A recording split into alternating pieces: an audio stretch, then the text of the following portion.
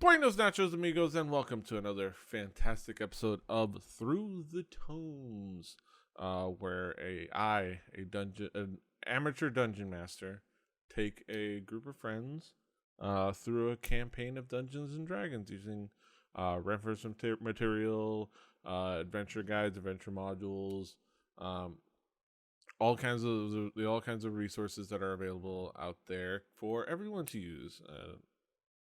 Kind of creating a fun little experience. Of course, I am Petey Rave, your amateur DM, here to guide everyone and guide myself and learn along with everyone. Here with me is my party, my friends. We've got playing Wind and Summer, Daisy. Today I have a tiny strawberry candy. Yes, that strawberry candy. We've got playing Toby Underborough, Brett. I had a Werther's original, but then it went away. But it's only old people candy from in this household. Yes. Playing Lucius Zanero, we've got Matt. I have a unopened packet of bacon hot chocolate, and I question it. What is that brand? Redneck Cafe. Tagline: Yes. Heck yeah, I'll try that. That's fantastic. And joining us, presumably eventually, is going to be playing Solero Italian. We've got Drew. He'll be with us as soon as he gets in. Though we haven't pinged him to make sure, but presumably he's gonna hop in and hit the ground running. But today's kind of like a different episode. We might RP some stuff, but mostly we're gonna get mostly it's housekeeping stuff. And it's mostly about mostly about fleshing out some stuff. So because following the adventures of finally dispatching with Mega the Splash, Yeah, we the party is officially level 3. So and to kind of recap, to kind of save time after the whole, when they finish off Mega the Splash and dealt with, figuring out which one was the Nadia, that was the correct one. and yeah, and yes, Mega I the forgot. Splash and Nadia the Splat. Nadia the Splat. Which it wasn't for the fact that technically doppelgangers have about 50 hit points, 50 some odd hit points. So she presumably they jumped off, splat as Nadia, transformed back, got up and ran away. We kind of just figured we can say that that's what happened but the image that we thought of was hilarious. It was like foot. And then you see this like shapeless form, but obviously a doppelganger is a little bit tougher than that. But they ran off. They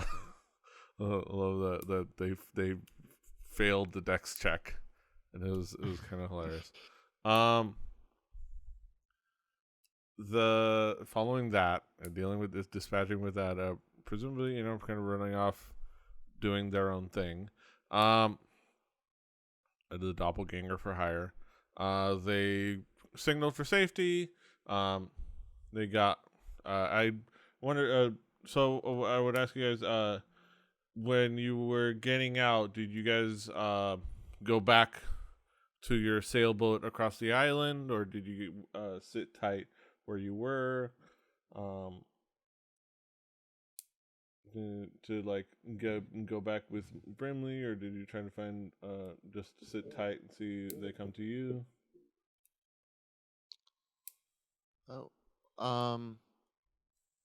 Well, was probably would have just stuck to the plan. Was that part of the plan? I thought. I think that there were options. If I remember correctly, there were options that you can try to see if they can find you, or you can go back and go meet up with Brimley again, who was waiting out offshore, so you can get on your fishing boat and go back to on your rowboat and go back to him. But I mean, we would probably go back as planned. I mean, there's probably going to be some snooping around, but like as a on our way kind of thing, I would imagine. But I don't think we're just going to sit there and wait for them to come to us. We took the dinghy off the big boat. We got to take the dinghy back. Yeah. So I imagine it would be a little risky to just hang around. Yeah. And mostly you mostly pretty much had an uneventful trek back. You presume with a few abandoned. You came across a couple of abandoned orc outposts. You figure everyone was off Where somewhere everybody else. came from.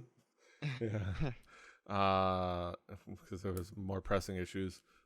So you kind of didn't run into any more animated armors. At most, you spooked a goat or two, and that's about it. Some other wild animals, but pretty much uneventful. You guys kind of rode your rowboat back to Brimley, and he rode his fishing boat back to Palmaflora. Did you guys have any Did you guys have any do you guys have any conversations on the walk back or on the ride back? Or?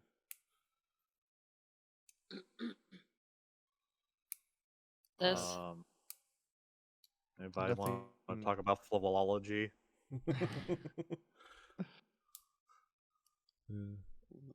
I remarked that it seems crazy how Toby keeps bringing down all the bad guys.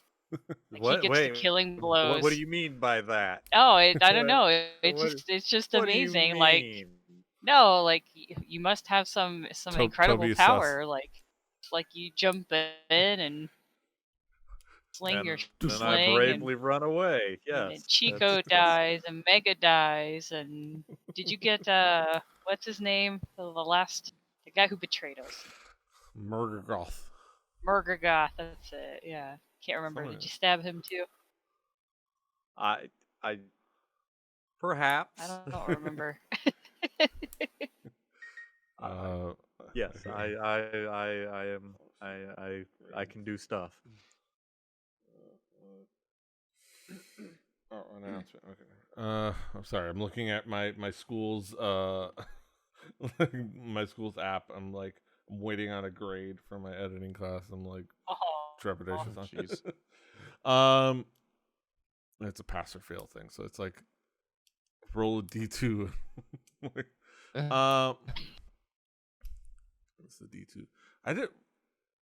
Funny thing is, I looked up and found there are actually D3s. There's this weird cylinder things. Yeah, there's some really neat non-regular polyhedron dies. We've talked about the Zakihedron. Yes. But yeah. D100 inside goo. Yeah, yes. There you go. Yeah. Do you guys discuss anything else along the way?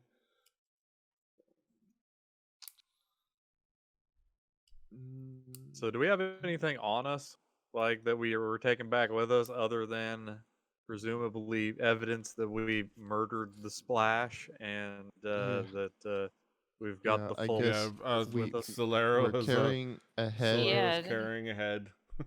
Since you guys don't have really anywhere to put it, so he just kind of has it in his hand. I'm imagining he's doing that thing you do with a shopping bag where you swing it back and forth, and every once in a while you do a full loop with it. Yes.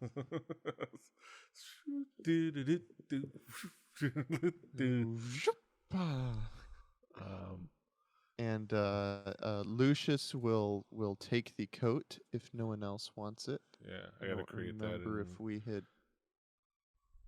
created a D&D Beyond at some point, or probably do it now. The Wayfarer's jacket, which the Seafarer. The Seafarer's jacket. So really, you put on Ray-Bans and Yes.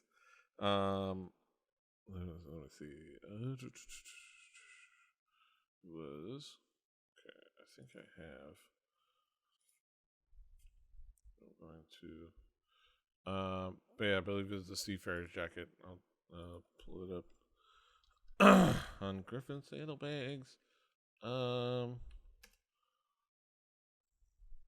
Patreon.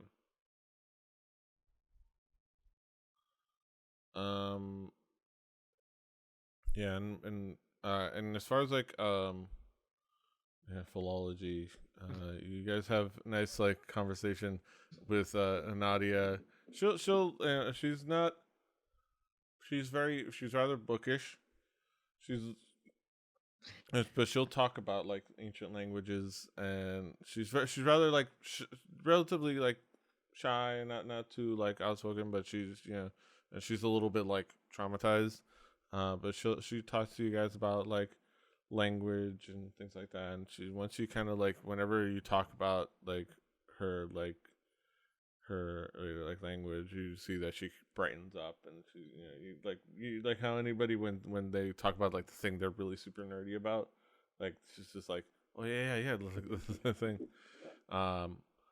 And I think I remember her saying that she wasn't really aware of what happened to the book because they didn't really speak about their plans with it. She just knew that it wasn't around where they were. And anything they kind of, if they spoke about it in another room, and they kept her out of it. Yeah, Interesting. So presumably there's a plan. There's contingencies for taking care of the book. So let's see. Okay. I have the looters table. Let's see. Schlooters. Tone. So. Yeah. So. Unless there's anything particularly pressing, you guys converse about. You guys pretty much have a calm like walk through the island. You ride on your rowboat. all six of you, I guess, at this point, with and the head, and a big orc head. The head. With Drew holding it by the mohawk. Gross! It's not like in a bag or something. Yeah, we just had an extra like CVS bag laying around. There might have been some grain bags back there. Yeah. You never know. Yeah. Well, I guess we could have made like a makeshift bag from I will something say someone else was wearing. I would say I would if we had we had gone through that, I would assume y'all would have looted everybody. You would have found a key Murgagoth had. You would have looked around and gone back the way you came, and there was a locked door on that hallway before you get to the stairs. In there, there wasn't. There's. Let me go back to the. See what in there, but in there was a lot of what you see is stolen goods, like stolen like grain, foods, linens, like things from that may have been like fell off a truck stuff, fell off a boat as it were, from different areas. So I imagine you guys can make it. You can commandeer a sack that may have been for some grain or something, and use that if you guys want to for put his head in some fine linen. Yes. I'm good with that idea. I say we did that. Like a yes.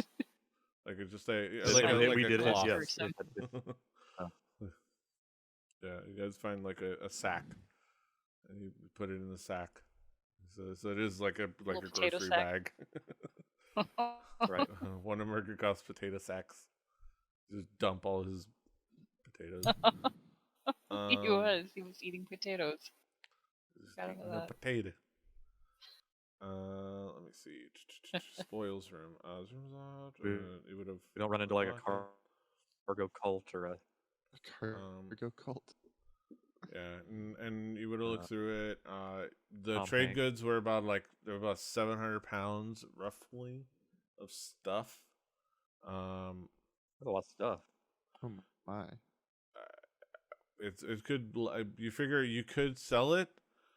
You could take it with you and sell it, but that's a lot of stuff, and you would have to find it would take a while to find an appropriate fence for for somebody to not ask where that stuff came from. Right. What kind of stuff is it? Did you say? Is it? It's filled with is there anything with a high value to weight ratio? No, it's just shipments. It's just you look through it, and it's just they have there's barrels and crates and chests filled with stuff, but it's all just regular normal shipments from city to city. Goods that go back and forth. Gotcha. Goods. Yeah. It's just that the sheer weight of it could net you say, let's see. You would guess maybe you could get close to maybe a little more than triple digit in gold if you really wanted to, if you were to get it, but the sheer amount of, you would have to get all of it, and you would have to find a fence. You have to find somebody, right? You have to find people that aren't going to ask questions. Yeah, that's not worth it. Yeah, where you figure for Lucius at least. Yeah. No, I am not base trucking. Lucius, he'll kind of pick through and look for is there any, gold or jewels or anything with a high value to bulk ratio. But once he doesn't find anything, it just whatever. Find some just dry goods. Yeah, he'll grab a snack for the way back. Yeah. That's right. You find some good. You find smoking old Toby. Yeah, you find some good jerky. You find some good Marquise jerky. There we go. I fill my pockets with that. How many of them? All just the seafarers' pockets. Oh yeah. Well, if there's more, then they'll start sticking it in the dress of many pockets. I think you said that you didn't put it on. Okay. I remember. I think that's what you said. You didn't put on the dress of many pockets. The way we left it, I think Toby tried it on. He was like, "Oh yeah, look, it shrinks to fit him." But it seems like nobody else was super hot to have it. I was talking about your dress of many pockets back in the day. Yeah. No, I was imagining opening up the backpack and how just sticking them in the pockets. Oh yeah. But that makes sense. Yeah. Put it in there. Boop, boop, boop. I would say you get a jerky. A pound. You get a pound of jerky. Yeah. I love it. Because that makes sense. Yeah, it's enough to so you can hand it out here. I've got some pocket jerky. Yes. Pocket jerky. Pocket jerky. Never know when you'll need it. Right. Yeah. It's nice and salty because that's how it's preserved. So, but yeah, you kind of just and you leave that. You figure, well,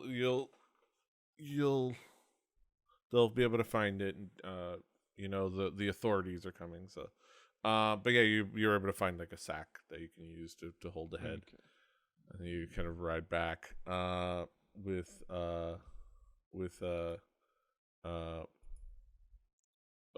Brimley, who is still sober. Yes, Brimley. Wilford Brimley. Oh, he hasn't had a drink this whole. Wow. Because he knows because he may be a drinker, but he knows when it's important not to. He can control himself. Well, not really, but he has his moments. So we're rolling our butts back. Yeah, so you're heading back. Just as he promised Baron Mansour as soon as you guys meet up with him, probably like the next day or like once you get back, he once you get back, you meet up with Baron Mansour at Palmaflor at the respite.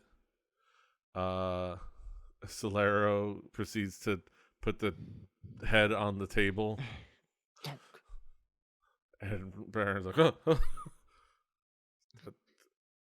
Okay. And it was like, he's kind of shocked, taken back quite a bit. I mean, this is of course after like a big like emotional reunion with his daughter, and it's like, yeah, it's like they kind of hug. They hug. He twirls her around, and they're super excited, and then puts the head on the table. It's like, okay, I'm a man of my word, and he drops. He puts 2 big old heavy sacks, and presumably with about 1,600 gold in there. Nice. That's heavy.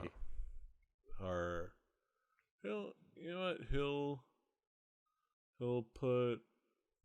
No, he likes the big moment of like, so like he'll put. I was thinking, it was like, would he give you a bunch of platinum to like, like, no, he likes the dropping that, like, it's like having the black card, like how part of it is the fact that it ka-chunks when you put it on a table. Like, yeah, he likes putting that large stack of gold and having it land. So yeah, he gives you. If I remember correctly, I can just go back to the top of this PDF. According to the PHB, a coin of any metal weighs about 1/3 of an ounce. So yes. 50 coins equals a pound. Yes. You have a couple pounds of coinage, a few pounds of coinage.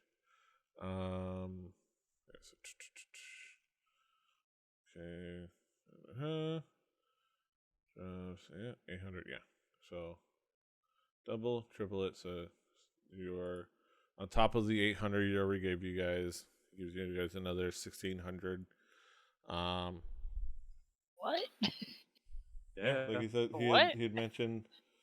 Yeah, he double it for getting his daughter, and triple it for literally. He meant it figuratively, but you literally brought the head of Mega the Brash. It's like, there's a head.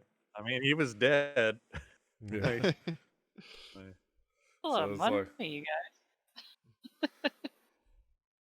We'll figure out how you guys will spend it when we get to bigger cities. But so we each get 600 gold out of that. Yeah, depending on how you. How we split? Who are we splitting this with, and how are we splitting this? Yeah. Because say again how much it was. So in total, you've gotten 2,400 gold. 20. Yeah. He got 800 gold before the mission. He has a down payment. Okay. Slopped it down, and then he gave you another 1,600. As like, hey, you're good. A job well done. Okay. That makes sense. And if you want to split it up, however you want to split it up. How many people is this money that is for the party that is us, our party, or yeah, or he indicates Berlin it's Berlin just came along. Well, I mean, if you want to give some to the church as a party, I was gonna give him some out of my bucket because I don't necessarily need all this money. Yeah, so it's like, he would indicate that he would welcome it just for the sake of because there's always things that need to be done for the church. He doesn't need a lot of it. Like, it's a pretty small temple. It's not in a coastal town. It's not like he's not running But he could use the for the cash for the efforts that they do for the outreach efforts and for helping people around the area. Okay.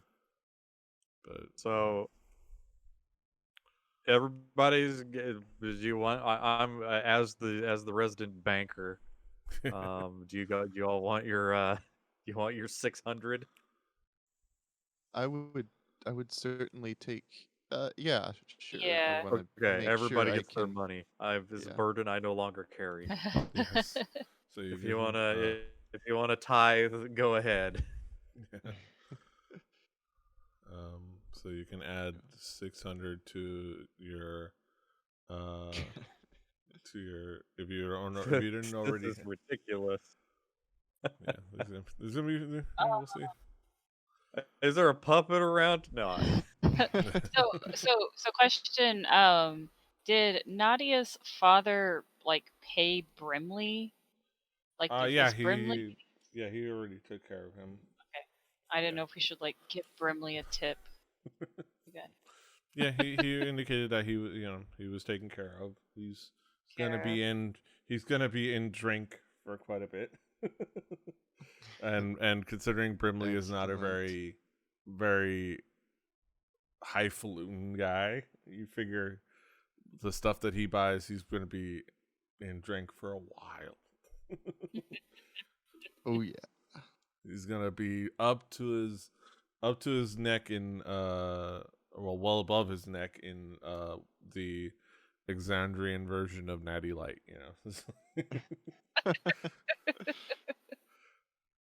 Okay, so we all got paid, and we agreed to split it 4 ways, right? Where everybody gets 600. Mm-hmm. Yeah. I mean, that's the way that Toby decided to do things. Okay. Does anybody have any arguments about that? Saying that Toby did kill everybody. Yeah. I mean, I'll when it comes to final hit bonuses, yeah. Make sure Solera gets his due. Yes. I mean, I'll make sure of that. Yeah. Yes. Yes. Everybody gets their hondos. So yeah, I was gonna go find Berlin after receiving that payment. I know we had that little chat, but I want to give him 200 of my profit. And he receives it. Thank you, child. I'm glad to. I will put this to good use with the temple. Thank you so much. You are welcome. You did more than I expected and saved us all. Oh, took me back to my younger days. But hopefully it won't be for a while that I go adventuring again. But I was glad to do it. It was good to keep you all help keep you all safe as best as I could. If I sense you seem you definitely have been through quite a bit yourself as well, and I sense that you might be ready to learn a little bit about what your path as a monk, as a lady of the of your cloth. Let me know when you want to sit down and talk about your your path and your way going forward one of these days. Obviously not tonight. I'm a little exhausted, and it's like it's yeah. It's right now. It's like it's about to approach the what we would say in this world, the butt crack of dawn. Or I would say it takes you like 5 hours to get back. So it was about to be butt crack of dawn. So it's like 8 in the morning at this point. And you've been up all night. so yeah, were we sailing into the morning sun as we were coming into town, or the other way around? You were coming into town, so yeah, you see it over the horizon, So it's like blinding us as well with our tired eyes, and we're like smelling parts, like wishing we had sunglasses. Yes. Yeah. I can feel that. Yeah, and then you're back in town at the respite in the middle of morning. They're not quite open yet for the mid-afternoon crowd or the lunch crowd, but they let you get in and like sit down and have some drinks after all you'd been through. Burgers this early? Yes. Yeah. I want ales. So many ales. Yes. So many. Yeah. Yes. So You're getting that warm milk. Technically, we're not gonna go through the problem of you're not gonna go through the trouble of dealing with exhaustion right now. But yeah, you guys are definitely exhausted. You would be pretty exhausted right now, and you're getting day drunk. I think we all almost died except for Toby. Yeah. I mean, I almost died inside when I had to watch a seal rescue a near dead one of my companions. Yeah. Getting bribed. We had to do it wasn't just like the kindness of that seal's heart. It was an exchange. Gonna haunt me in my music. But yeah. So as and he kind of says, "Oh yeah," and we all could use some rest. But in the next couple of days, if you ever want to sit down and have a conversation about your path, that would be wonderful. Sure, Berlin. I'll be back. Yeah. After getting turned. Yes. Yourself and a bath, please. Yes. I assume that I washed all of the blood off my claws in the water when I was on the boat. You had a good quick dunk in something of a little lake along the way, and you kind of maybe snuck a few licks every once in a while when nobody's looking. Fur's got some salt in it now. Yeah. But that's what you're able to do. But yeah, you do need you don't usually need a full bath. You do need a bath right now. You just want to get comfy. Okay, and then that's that. You got to deal with that. You had those conversations. Darren O'Malik definitely indicates that if you ever want to look at any of our jobs that we have outstanding for people to do around town or a little bit outside, just hit me one of these mornings. Hit me. Come on by my office any of these mornings. I'll be able to look through the ledger, see if we have some usually just investigating areas nearby where there may be some issues coming up. So you guys are definitely more than capable of dealing with some of these jobs. So let me know. Or I forgot his accent. I was trying to now imagine all that with the West African accent, because I don't know. That's Darren O'Malik. Close enough. Yeah. Yeah. Okay. Yeah. So it does that, and then you guys have your drinks. You guys have your baths with those who want them. Yes. Lucius very also much. will take one. Yeah, it's like been a Been a long road. I forgot how much a bath is costed. Is that not included in lodging? Oh yeah, that might be. We're regarded as heroes. Yes, I think it's included in the lodging for at least for the week. And you guys have a long rest of sleeping, taking naps during the day and sleeping all night, presumably. But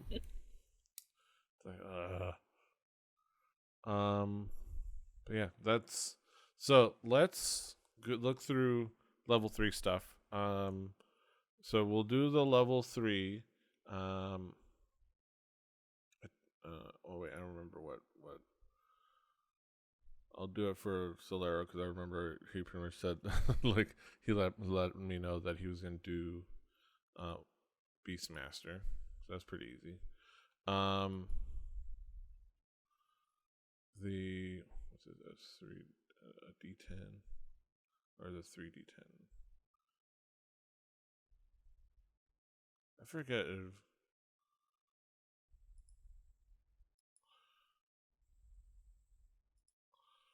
there's companion.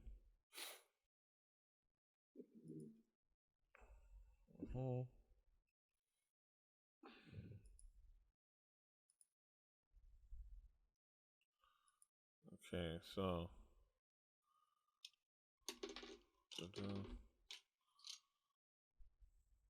I forget if that's you roll.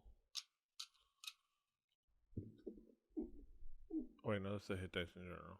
Okay, he just rolls a D10, right? Yeah, I think so. Just a D10 plus his modifier, which I think is already applied automatically.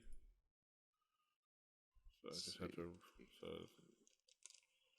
let me find that D10. I'll roll it physically. And then he rolled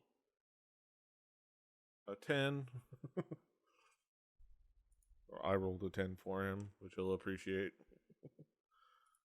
Nice. So now he is up to 29 hit points. Time for me to roll. Yes. It's gonna be the most exciting thing you have to do this level. What's it? What's your roll? You gotta re-roll that. A 1. Re-roll. Oh, I get. You re-roll I ones. can re-roll. I'm pretty sure you re-roll ones when you do hit dice. I'll take it. When you level and you roll 3. for a hit point. Damn. I think you have to stick with that. There's a reason I usually just take the average. Yeah. Oh well. This is gonna be fun. Is there a way inside of D&D Beyond to like hit the level up button and go through things? I think you just go into manage your character and then go to class and go from 2 to 3.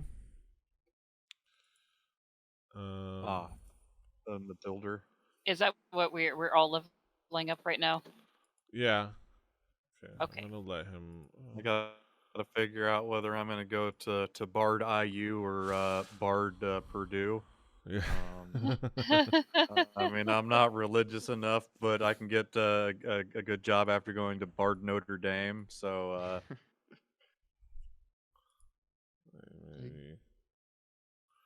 Get another prepared spell. Yeah, you have to prepare another spell. You also have 2 level 2 slots now, so you can have second level spells. Yes. Did it automatically roll my 3rd hit die? It automatically added your modifier, so you can then roll your. Okay, because I'm like, man. You do your roll, and then you can add whatever you roll to your roll dice number, and it'll automatically include it, put it to your modifier. So, what do you want to roll? What modifier are you guys talking about? If you have a Constitution or your con modifier, the modifier that adds to your hit points. So like the. Oh. So when you level up, it automatically adds the modifier number. Oh, okay, that makes sense why that went up. Yeah. 6. So it went up, but you'll still roll your hit dice, which is one of your hit dice. Rolled an 8. Nice. Somebody needs to get those hit points. I'll take it. If I'm gonna be a that tank, way you can take it. Oh my god. Because how exciting. Okay. Yeah, so it's pretty fantastic. How do I There's add? so many spells. So I will to add it be taking the under your proficiency manage HP. What was it? What was that, Brett? Oh, I'm taking. I am going to be an expert in investigation and persuasion, and I'm Nice. going to the college of not data, but lore. Yes. So when you click manage hit points, under you just take the 8, add it to the number under your rolled HP, and put that number in. So like if your whatever your number is, add 8 to it and have that be your number and rolled HP. Yeah.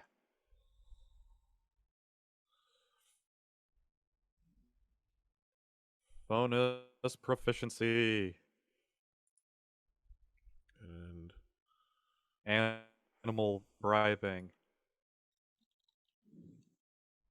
Seal intimidation. I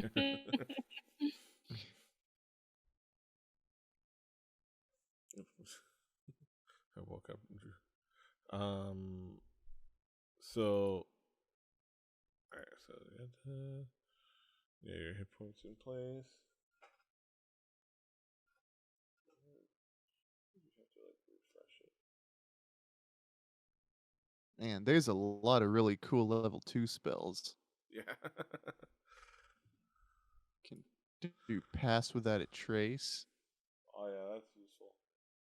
Plus 10 to stealth checks. Yeah, that is a big thing. That is a big one. Cutting words. Oh yeah, you get cutting words, which is another really nice one. Oh yeah.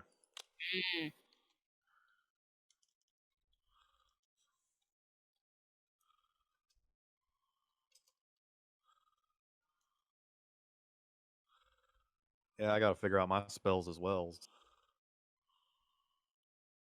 See, at least with a druid, I can just choose. Like it's not as permanent as with a bard. Yeah. I know 6 spells now. Yeah. Oh, and also I forgot that Drew was out on an assignment this week. I forgot that as I well. did too. Yeah, I feel bad. We're very good friends. Aren't we? Oh yeah, I remember. Yeah. Does that spill over into any of the other Fine Rebelli Podcast Network programs? I think it might affect tomorrow. Okay. So That's what I was wondering. We can do other fun stuff. Is it gonna affect space trucking? No. But No. but if there was a thing that would break in the Rebelli Network, it has to break during space trucking. And if Drew somehow warps time and space to make it so that he is crucial to space trucking, Yeah. I would be shocked. All right. I don't remember. Did I see the tome? Did Lucius see it?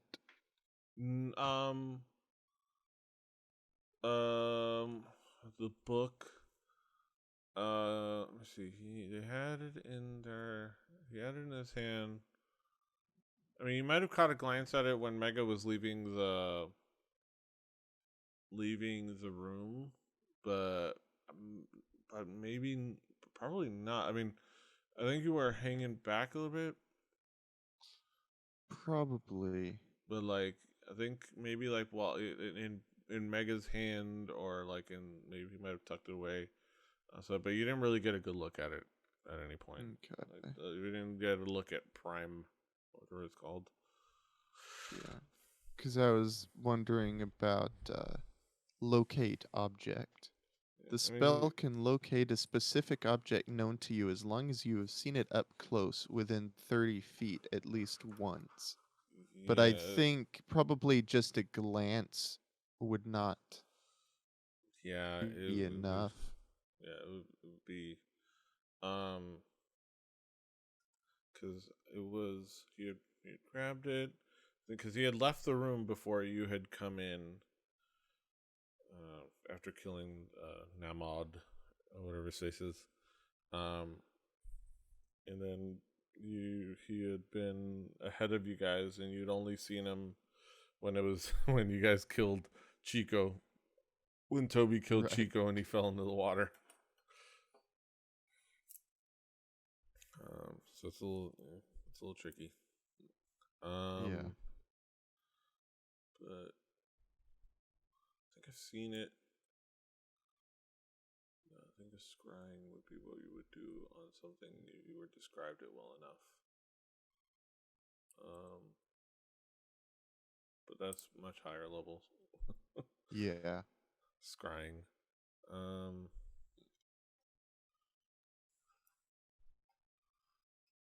So we have level 3 stuff. What else? Heat metal. That's a fun one. I think I'm gonna have to probably start getting the bard spells to beat things up, because I have a feeling that as we're all playing the support character classes, I may have to level something out. I was also eyeing heat metal, but I'll say with the bard that I played, heat metal came in quite handy quite often. Oh, I mean, heat metal is a dicky thing. Like, there are a lot of shitty things you can do to people in D&D. Like, grease is one of them. Like, just entangle. Like, I died there's because some of things grease. yeah. It got like, set on fire. tell me more. Tell me more.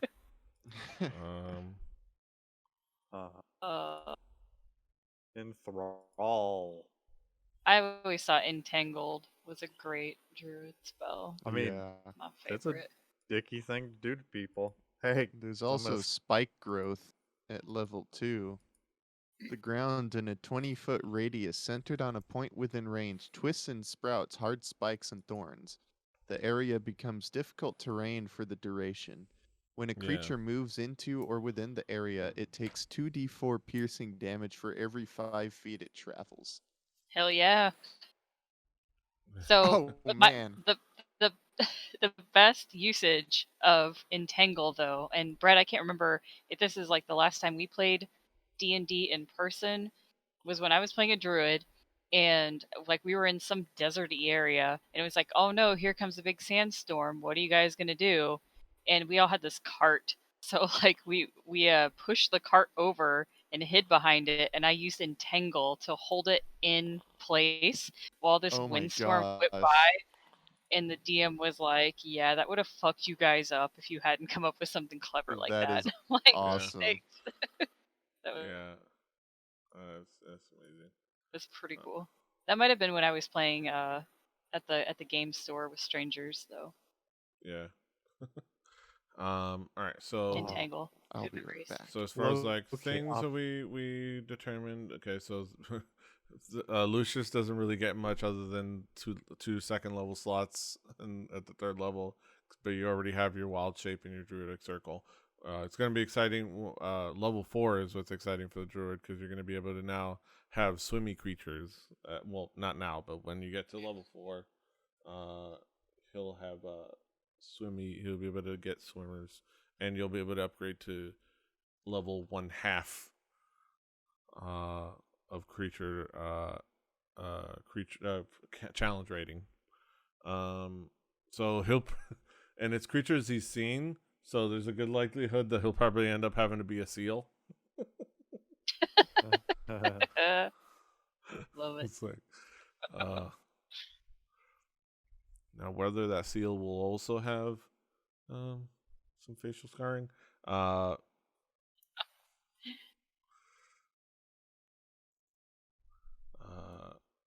and date Heidi Klum, we'll see.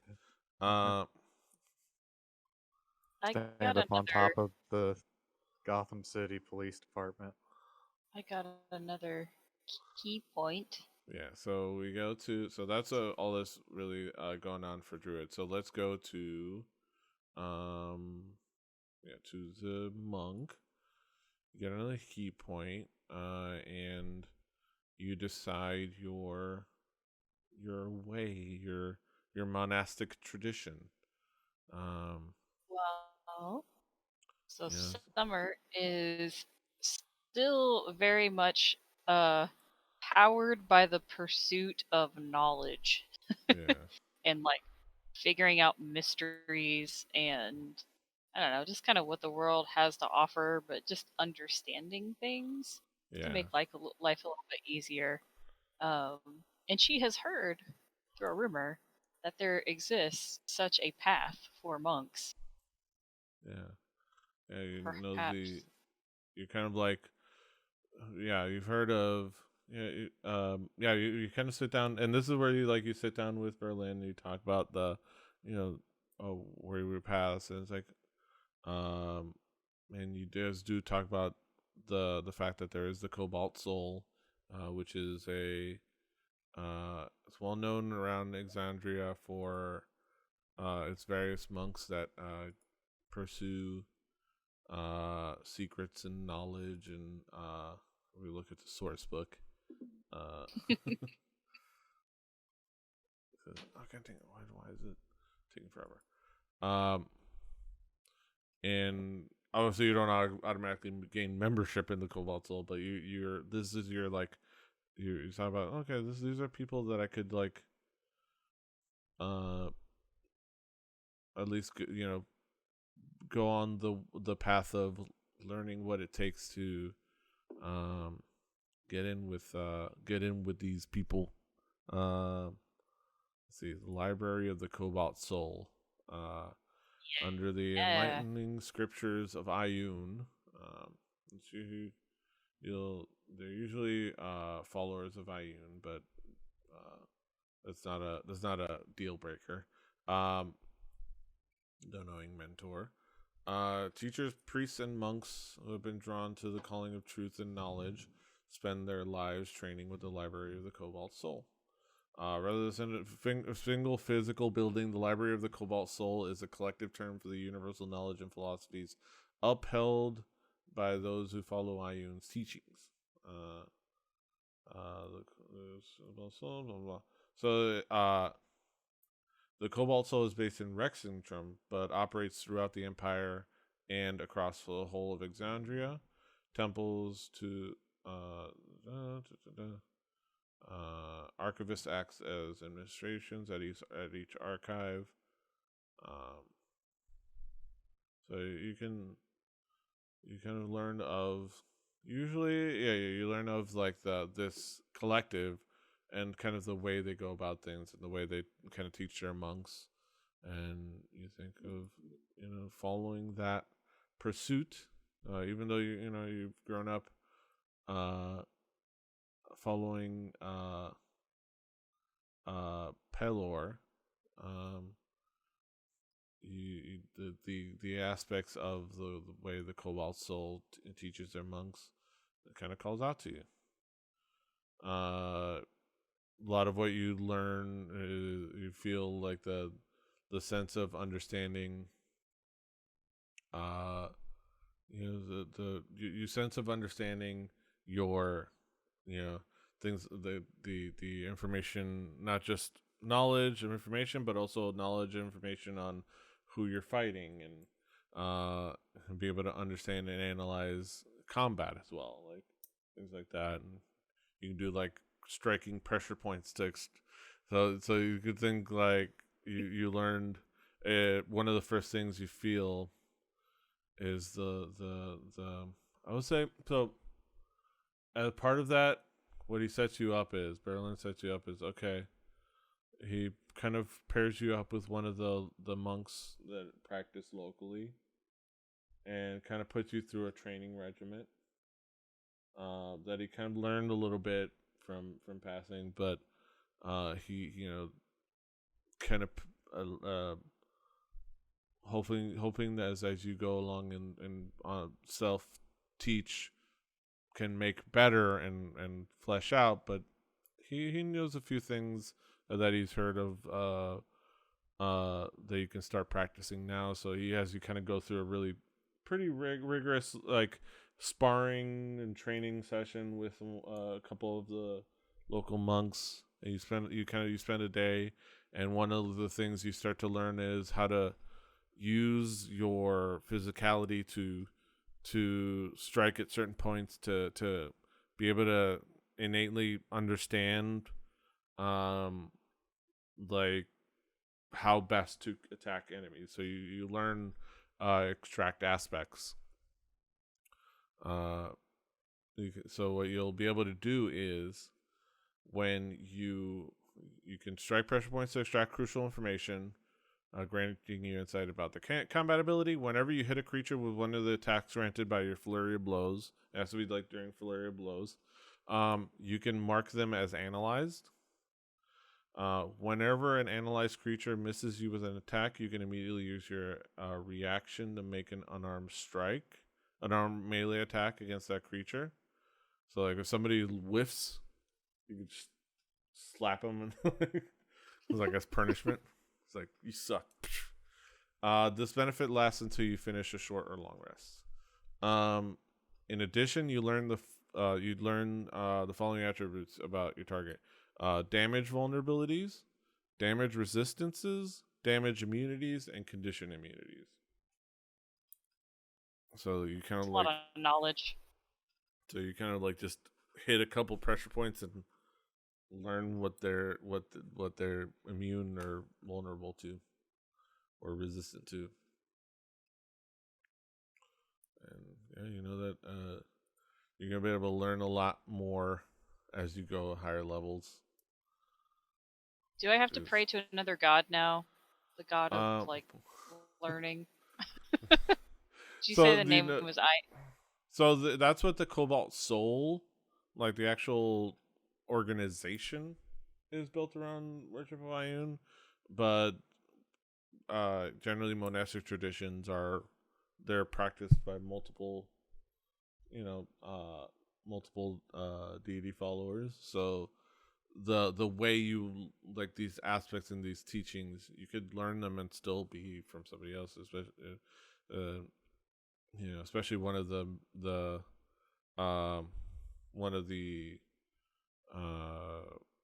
I would say it wouldn't be a problem unless you were. There might be a problem if you were worshiping a betrayer god. No. And Ioun was like, yo, sup? like if you were an Ukatoa follower, you'd be like, sup? But you're just kind of mostly learning the monastic traditions. But I mean, it's up to what happens with your character as they interact with some of the Cobalt Soul, Cool. But your faith is your own. You just learn some of the traditions of this organization, which is really cool. And I didn't meet it. I like that you found this as the thing, because I know we were talking about doing for the 4 elements. You're going to be the avatar. I didn't mean to change your mind, but I did go. No, it's fine. I'm glad you posted it, so I knew it was an option. I knew it was like a brand new thing that came out like last week or something. Yeah, it was. Yeah, they finally codified what they were doing for Critical Role for Marisha. For Bo. But we're going to do our own version of that, which is the most different, like the as opposed to Bo, the hard-edged, outspoken, brash. One of the boys hit first, talk later, monks, to one of the more like kind, curious. Couldn't be more further apart for each other as far as personality, but that's funny. Following similar paths. which is fun. I just thought it was great when I started reading through this. I was like, "Oh, this is summer. This is summer written all over it. I love it." Yeah, it's Like, gonna be cool. It's gonna be cool. Like as you go into like the deeper stuff, like 6th level, you're gonna be able to extort truth. So you're gonna be able to just hit somebody into telling the truth. The punch of truth. Tell me where you hit the ice cream, or I'll punch you again. Oh man, Brett better watch out. Yes. Mystical erudition.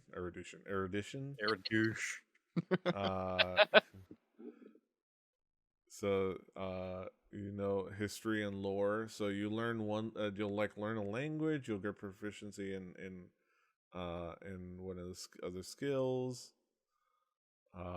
Mind of Mercury. You hold your awareness and reflexes to mental aptitude and pattern recognition. Once per turn, if you've already taken a reaction, you may spend a key turn to take another reaction.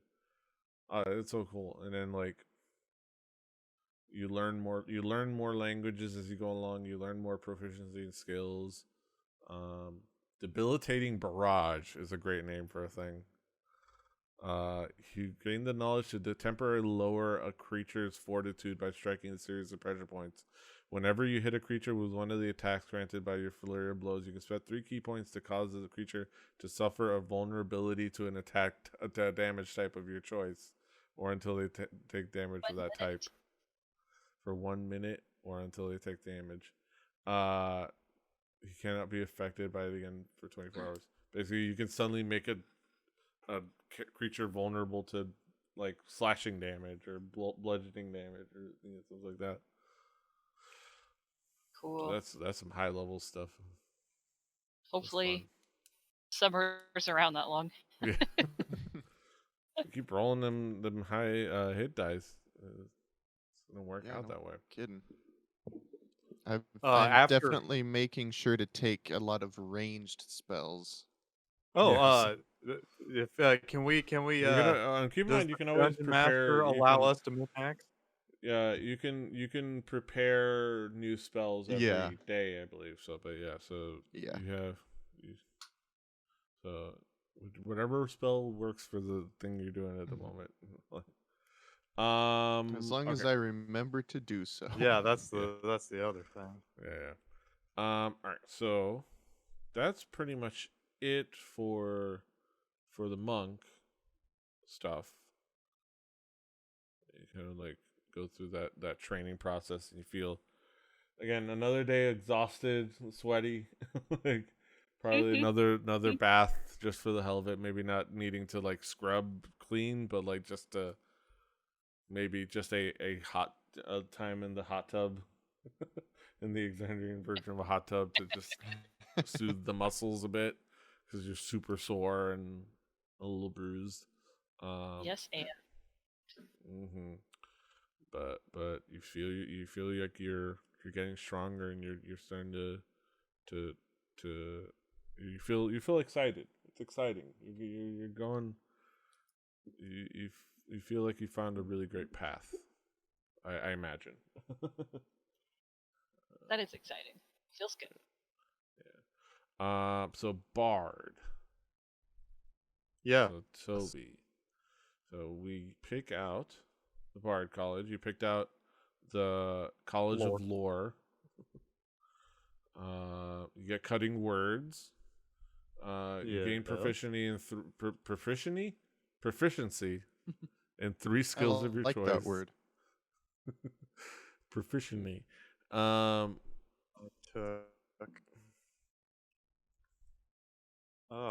got so many spell pages up.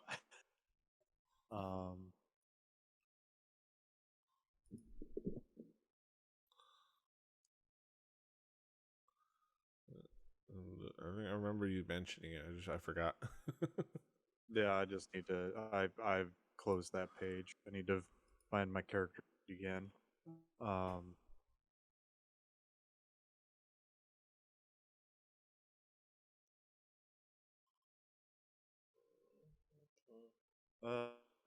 Navigating. What the hell? Why is it? I literally have nothing running right now. But I'm skipping frames on Twitch. I have literally nothing running right now. Where do I find my? There they are. How am I like bottom? How am I maxing out on ICP? Okay, let me. Okay. Take your time. Let me kill the stream for a moment.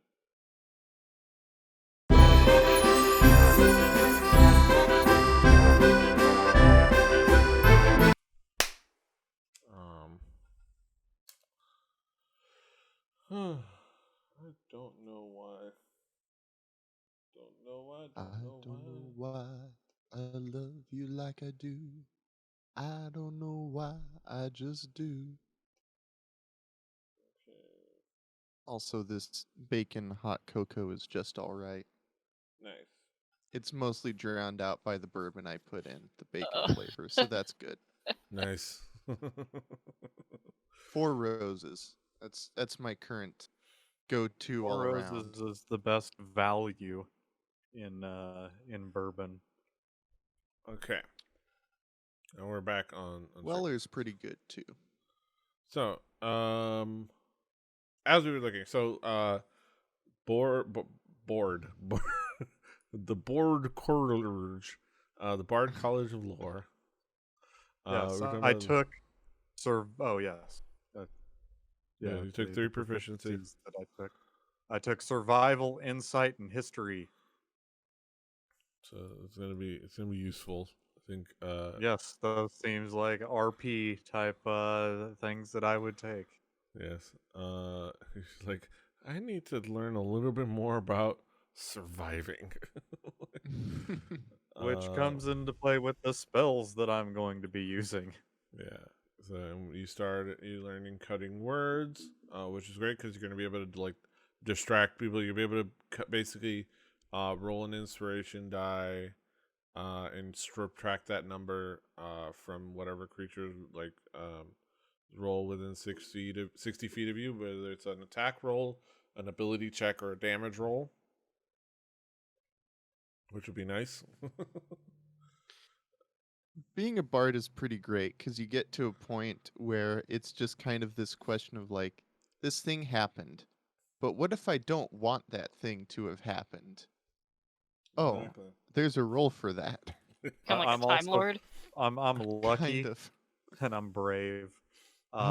You have lucky as well. I forgot about that. Yes. You also, and I'm resilient. I'm stout, and I'm a Yes. halfling. I can Short see and in stout. the dark. You're short and stout. Yes, and my handle and my spout. My handle is going to be. Well, first off, somebody around here needs to know Featherfall because we have come into too many situations where about 4 or 5 of us could use to be able to go down a thing. Yes. So practical magic, starring Toby. But it definitely look forward to the use of shatter. But even more exciting for me is the enhance ability. Who wants to get a touch from old Toby? Yes. Oh. Who wants to get bull strength? Let me give you a little goose. I'll be over here thinking. Don't let me get hit. Yes. You also gain expertise, so you get to choose 2 of your skill proficiency and extra be good at them. Yes. You get to double your proficiency bonus is doubled for any ability check you make that uses, and I believe you chose investigation and persuasion. Yeah. So you can be extra persuasive. That is one of us has to be. Yes. I'm leaning on that charisma button. Yeah. It's not gonna be Solero. Yes. Or Solero. Yes. It's not gonna be the last time you're gonna be able to choose expertise too, which is exciting for the lore one. Or no, that's just bard stuff. Yeah. Superior inspiration. And then we'll talk to Solero we'll talk to Drew next week about his level 3 stuff. But I believe we talked about him wanting to be a Beastmaster, so I went ahead and did that for him. And rolled his hit dice as you saw earlier. So he'll enjoy that. I gave him somehow I legitimately rolled a 10. Well, a 0 technically, but that's a 10. So jealous. So he's got pretty nice hit points. He's got 29 hit points. Nice. So it's gonna be nice for him. Beastmaster, we'll figure out, because his is your beast companion doesn't just apparate.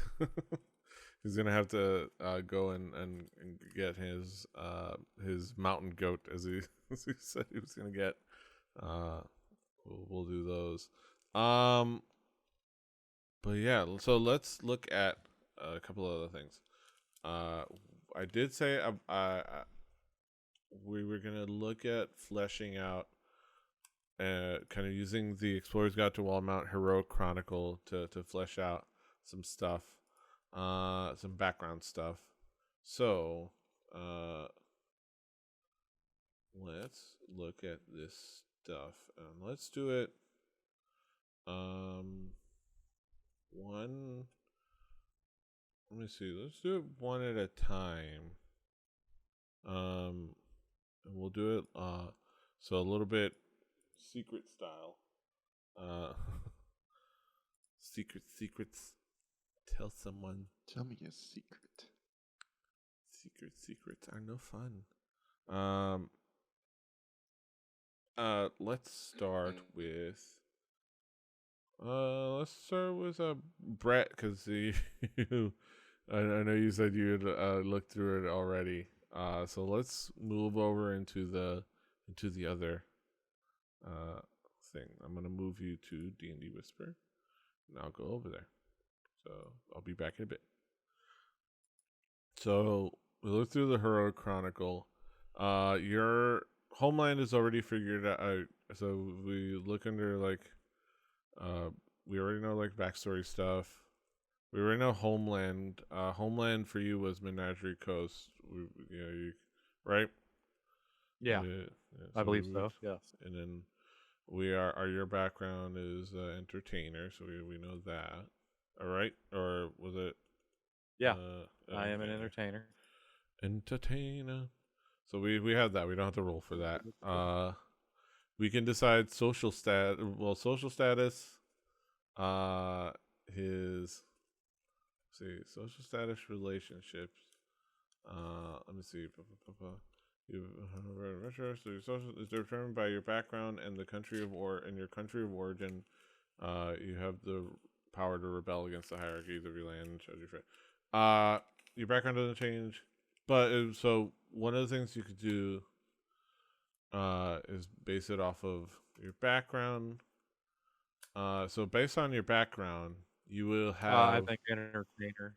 Yeah, you'll have an ally in the Clovis Concord, within the Clovis Concord, or within the town, based on each that nation, as it were. So we can go down here. Before we get to that, because there's a whole table for what that ally is, but we know we have one ally in the Clovis Concord. Where's my pencil? He's on the right on.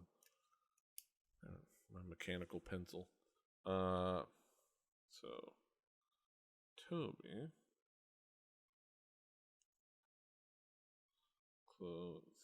Clovis Concord. One ally. Okay, but first, so the Menagerie Coast settlements, your home settlement. Was there one that spoke to you, or do you want to just roll it? Let's roll it. Yeah. I'll deal with the consequences of my hometown. Yes. So let's roll a D100. All right. 72. 72. So that means Oh, you are Port Damali.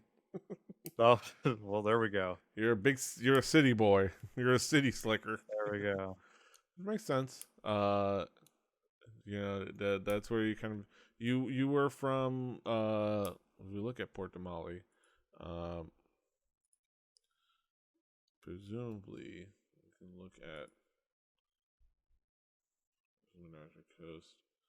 Let's look at it at the city. We can say, okay, hometown. Hometown. Port Damali.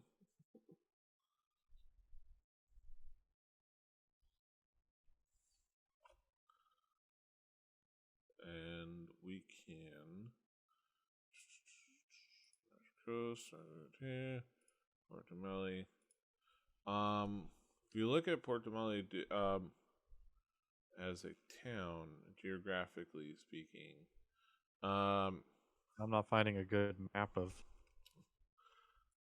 So it should be in the book under the Gazetteer of the Wildemount. Under the Menagerie Coast, under P to R, should see Port Damali. And yeah, it's the geographically it's a big city, largest city on the western coast. There we go. I played stickball in the tumbleweeds or the tumble downs. The tumbleweeds.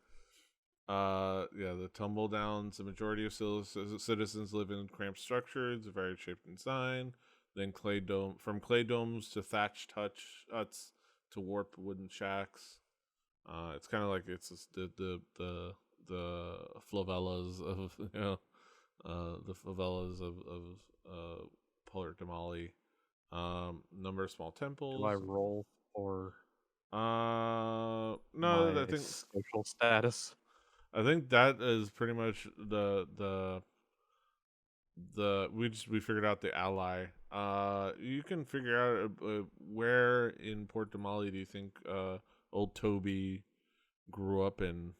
There's the tumble downs, which are kind of like not the inner city, but like the kind of the slums.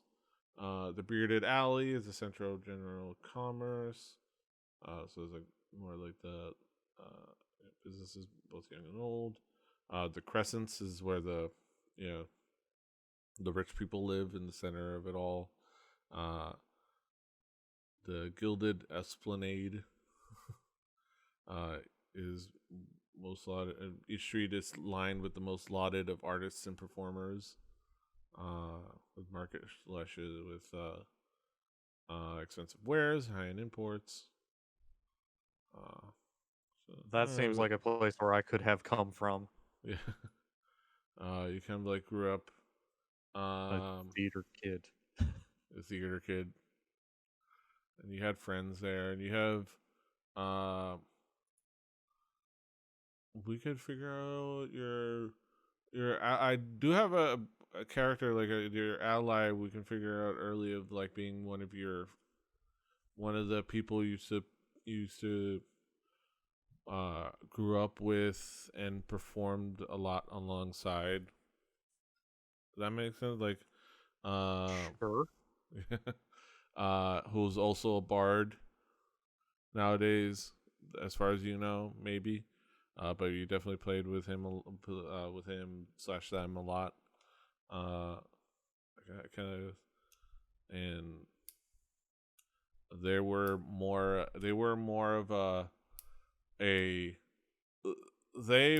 of the classic stereotypical D&D horny bard. But Dandelion, yes. Yeah. But they were amorous. They weren't creepy, but they were amorous and You saw them with having flings and loving nights and uh, creating fleeting romantic moments with humanoids of all genders. And I'm kind of I'm just spitballing. I don't know if you want to add to it, but I like the idea of this person being some like an inspiration for maybe some of the more tawdry songs you like to play in some places, of because it's useful for for getting into the the fleeting romance, the tale of the fleeting romance and things like that. So how does this work? If we were to just straight up roll one, how I'm looking. This is we'll get to long acquired. Long page is long. Yeah. So we'll talk about the acquired allies in the bottom, because we would also be able to roll it. But first, we know your race. You're a halfling. So your family size. Do you want to roll for your family size? Yes. I'm. And you're in a city, so we'll roll a D100. There we go. I had to. I that little scroll wheel was getting a workout. Yeah. So we'll go one by 92. 92. I am an only child. Yeah. So you have no parents and no siblings. And, no siblings. Yeah. So Sweet. you can. I ain't got no father. Yeah. It's a. So how would, and I don't want to put it in your. Kind of already did a lot of doing things for you, not letting you have choice. But what would you say? You might have happened to your parents. They just, or do you even know? Does Toby even know? I don't even know, man. I don't know. Yeah, he just kind of grew up as a scamp playing stickball behind the theater. I don't know. being taken care I of. could be I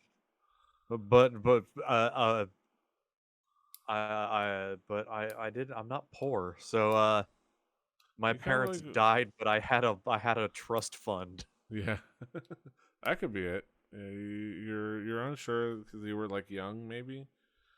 I wasn't there. It was a long time ago. All I know is that I have this bank account somewhere. Mm-hmm. I don't know that I can come up with a cool Harry Potter story or something, but no. Yeah, and you were mostly raised by troubadours and theater folk, of in Port Damali. Asparagus, the theater cat. Yeah, he's very jealous. There's also family relationships. For each relationship you have within your family, your first house. So you have no family, so you don't have to roll for family relationship. That's right. But so we figured out your ally. I kind of gave him, because I did design the ally, but we can also name the relationship here. If you want, we can kind of throw that wrinkle by rolling for it as well. We don't have to. No, that's fine. Because I don't want this person to have fallen in love with me. There are a lot of bad rolls that could occur there that I don't want to have to role play through. Yeah. They're just they're I can have a Durmstrang. At most a they man were dark. You and them were close to favorite drinking buddy, mostly favorite playing. Like you guys played some good places and played both are played complementary string instruments and things like that. Things like it makes sense. Arturo Garfunkel. Yeah.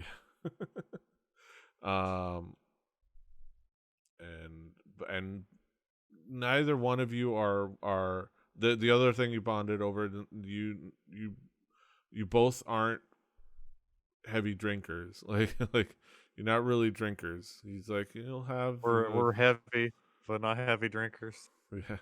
They're an elf. They're an elf character. An elf. Kind of. I think a half elf. I can't charm them. They were mostly just charmed by like your friendship and stuff like that. So. No, not by my spell magic. Yeah. Already figured out the bard. We don't. So the ally rival identities. We could. That was another opportunity for rolling, but we don't need to. No, I do not do. So, fateful moments. Fateful moments, frightening experiences. Yeah. So this one this one sounds like a fun roll. Yeah. So roll a d20, and we'll add. I rolled a 1. My parents were murdered in front of me. Roll on to determine. Oh, so we do get to roll. Wow, this worked out. So roll on the ally and rival identities table. So let me see. So I already have stealth and survival skills. So we don't have to worry about that. Exactly. So it explains it. So They were killed by Teenage Mutant Ninja Turtles. Portals. Yes. So what we can do is roll that D100 again. All right.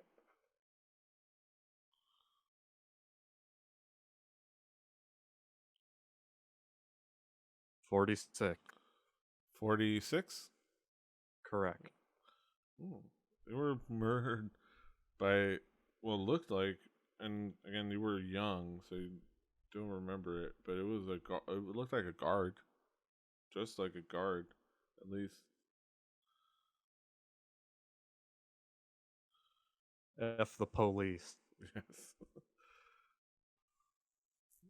Yeah. You are Tobold, Toby, A-Cab, Underborough.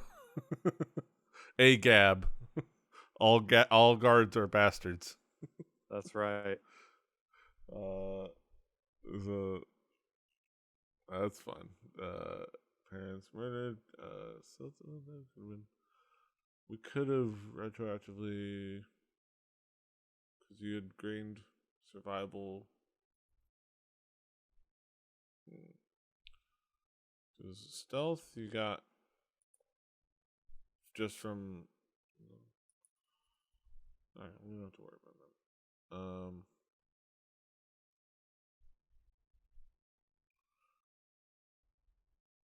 Okay.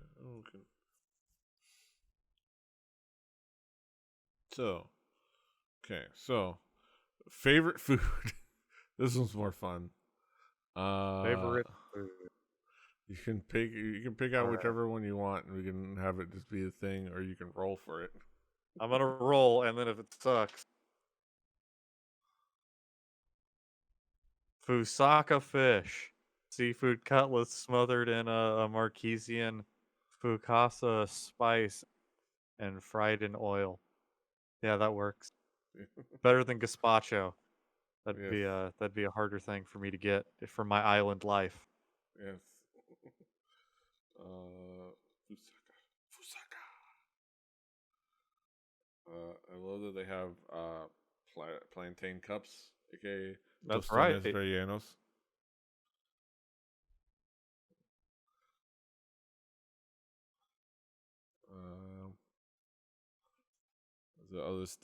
This is stuff that will also go through with Drew later on. So favorite foods, mysterious secret.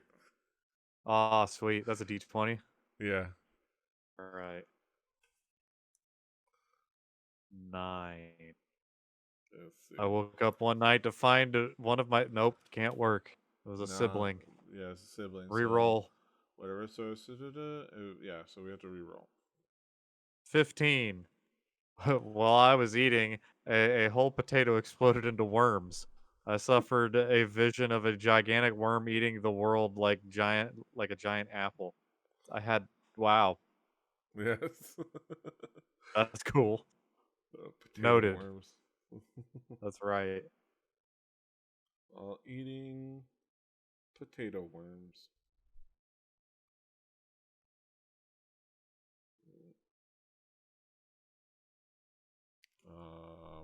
Yes. Whenever Add that to my my character sheet. Yes. Let's see. Prophecy. 3 aspirations you have for your character. That you can think of on your own. So what you could think of is 3 aspirations you write down on your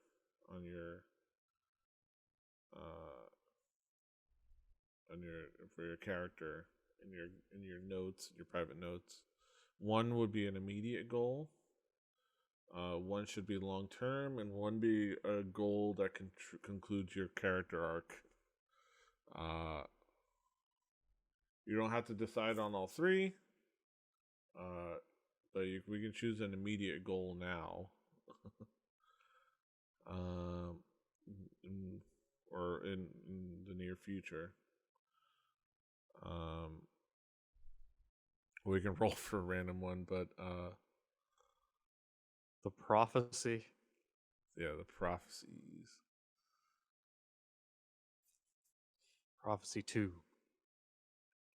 I will uncover the reason that sibling took my sibling away. Oh, we don't have any siblings. Or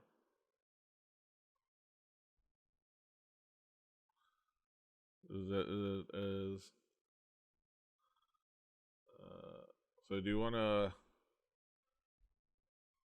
roll for an immediate prophecy or an immediate goal? Sure. Some of these are silly. Yes.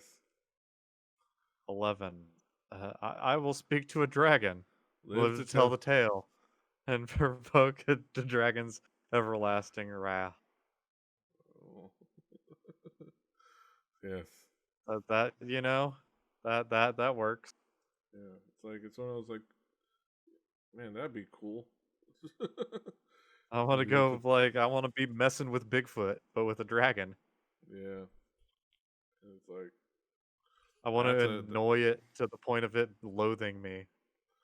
Yeah, and then like it's gonna be a great story for to be able to tell. Will end up being a comedy duo in Vegas. It's gonna be fun.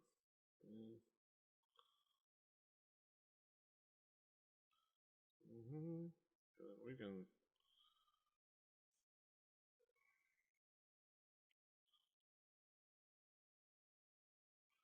And then that's gonna be fun. And then what you can do is like as we go along or whenever you come up with like a long-term goal, and then like a like we figure out your end arc, we can put that in the notes, and then I can worry about the prophecy rewards. Okay. Okay, but I think we got a lot of really fun stuff in there. There we go. So yes, this all makes sense to me. All right, so I'm gonna move you. All right.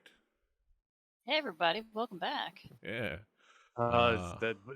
This is gonna be an adventure. Yes.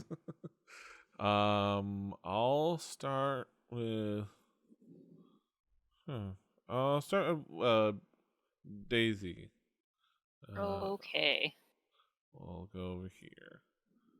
We'll be right back. Hello. Hello.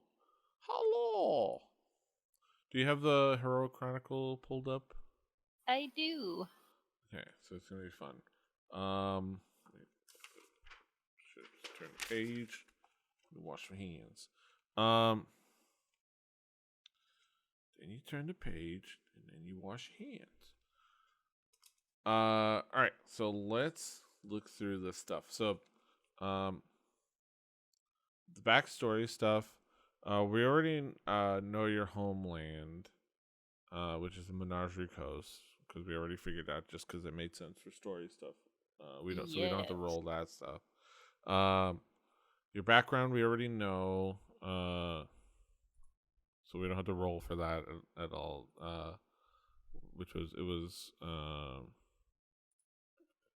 This is what Matt and I were talking about. Mine was the Wanderer, which isn't listed on this chart specifically, but yeah. So we'll be able to figure it out. So what we can do is, since you don't have one for your social status relationships, the cool thing is that they set this up so that it can be rolled again for the relationships. And you can basically adopt the social status of another background. And basically just means that you'll get what under a Clovis Concord, since your hometown is the Menagerie Coast, you'll get the whether you get a one ally or one rival, based on that. And if you wanted to if we could roll for that to add the fun of that. All right, so I'm gonna roll a d20. Yes. And it's gonna determine the fate of my social status relationships. Yes. Yes. All right, here we go. It is an 8. 8. It's so you grinner. get the grinners, but you get an ally, essentially. You don't become a grinner. You just get that ally. So you have an ally in the Clovis Comfort. We're gonna double back to creating that ally. Okay. After a few other things, so like family and things like that. Okay. So, but one ally. Okay. So, home settlement. We said, I remember we talked about it being kind of your village being a little bit. Home settlement. Yes. The Sleeping Ridge. Yeah, Sleeping Ridge. I've made it up. Yeah. And we can say, I mean, if you look at some of like the towns up here, it's a little bit. Where do we kind of decide it was around? Like I remember the Silt Basin Pass, the Copia Wildwood. Wow. Where was this? Yeah, we're looking at if you look under the Wildemount Gazetteer, there's a map of the Menagerie Coast. John's Coast. Okay, so it was going to be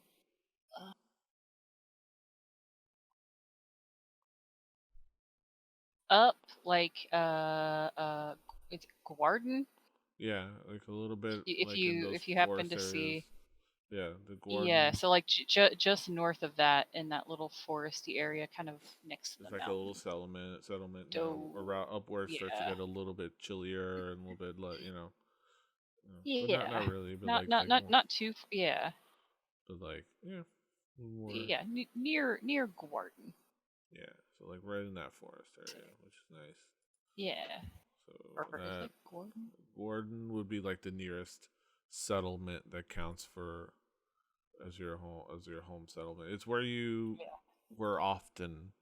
You would say it's a city, but you lived like in the woods outside of it. Cool. Obviously you and your family had to do stuff in there. So we can say your home settlement could be Gordon, just because you were outside of it, but you had to you had to go there often, and it was basically like it's like you were in the suburbs of Gordon. You were out in the like you lived in instead of Chicago, you lived out where does it that they have ASIN or all the conventions? Rosemont. Rosemont, Rosemont. yes. Yeah. Yes. Or even further. You are South Detroit. So we can that we can figure out. Write that down. And basically just for the purposes of this. We know your race, things like that. Family. Mm-hmm. So we can roll for it, or you can just decide like how big your family is, how number of parents. So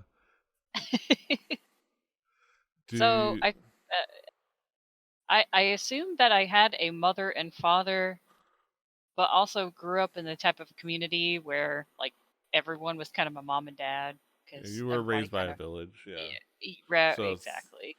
So you would count as like 3 or more, essentially parents.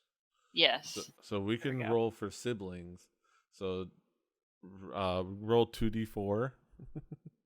See here. See what kind of litter you were born with. 2d4.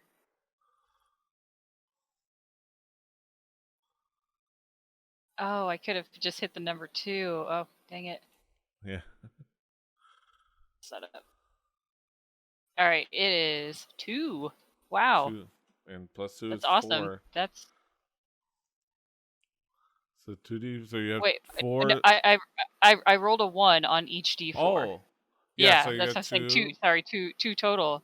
Yeah, and so for the 3 or more parents one, it's 2d4 plus 2 for siblings. plus 2. Okay, so 4. Okay. 4 siblings. And again, the same idea as like the village. So siblings and siblings, like so we'll have like 4 siblings. We can flesh them out. Some of them have names, some of them don't. Yeah. I was telling Matt, I'm pretty sure I had names created for a mom and dad and 2 siblings before we started playing this. But when I put all my notes in D&D Beyond and they all got lost, then I had to start from scratch, and I think I didn't come up with those names again. Yeah, so we can just like put in everything. Okay. Again. So, parents, other children, half siblings, parents, or mother, it could be cousins, could be like basically friends around the clan, like basically all the family. So let's see. Roll a okay. For you had allies who supported your rivals who sought to thwart your success. In some cases, your allies might be so devoted that they're indispensable companions, while your rivals are hateful enough to make them nothing sort of immortal enemies. Your first allies and rivals are your family. Sometimes your family members are your closest friends. Sometimes you hate your guts. You hate their guts. Roll a d3. How do I do that? I think let's just roll a d6 and divide and round up. Yeah. Okay, so I rolled a 2. So that'd be a 1. Yeah. So this is the number of powerful relationships you have within your family. You'll roll once for each powerful. So roll a d100. 100. I think there's. They don't even have that. Oh yeah, they do. Yeah, they have. On a D100, I rolled a 33. Yeah. So 33. You uncovered a secret about this family member, whether a tiny embarrassment or a life-changing scandal. They now seek to unveil your darkest secret. You gain 1 rival. Oh God. Okay. So what was the first number I rolled? It was a 1, but what was it for? It was to determine how many powerful relationships you have. Oh, okay. So we're determining that. So this is 1 powerful relationship that you have. And this is, I imagine this is why they put the determining what those allies and rivals are after this, because then you gained a rival. So now you have an ally and a rival. Okay. So one ally, one rival. Let's see. Uncovered. And you could probably just copy paste the descriptor into your secret Yes. notes. Indeed. So now we determine we determine the relationship of the ally. The rivalry we already know it's was that, so we don't have to worry about that relationship. But the ally, I don't know if anything stands out for you, or if you want to roll for. I'll just roll for this. Yeah, that sounds fine. Okay, so this one is also looks like on a D100. Yeah, I forget where the D100 is. And here we go. Ooh, 97. 97. This person. Oh wow. This person owes you their life. Even if they can't follow you everywhere you go, they will do anything they can to protect you. Oh my gosh, that's cool. Yeah. Okay, so this is my grinner ally. Yeah. Is that it's okay? Your ally. Oh man. Okay. Okay. So. Okay.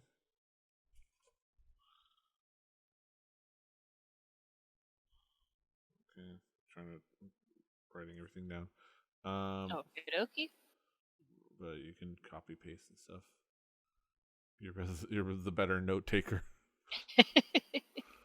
Sometimes I need to remember something, so I just look in your notes. Oh my gosh, that's funny. It's like, I'm so bad. I'm the dungeon master. I should be like the best one, but like I should be the one taking the most notes. But I'm like you're also the one who's probably talking the most, so you don't have time. Yeah. All right. So let's determine the ally and rival identities. Okay. So the rival is probably not going to be the werebear. But I don't know, maybe the werebear. It could be a werebear or a were-tiger. A were-tiger, that might work. So let's start with the ally. You can roll a D100 if you want to. Okay, so we're gonna go back. So this is the ally. Yes. Wait. Ally relationship? It's ally and rival identities. Oh, yeah, okay. It's right next to it. Right, the next one down. Okay.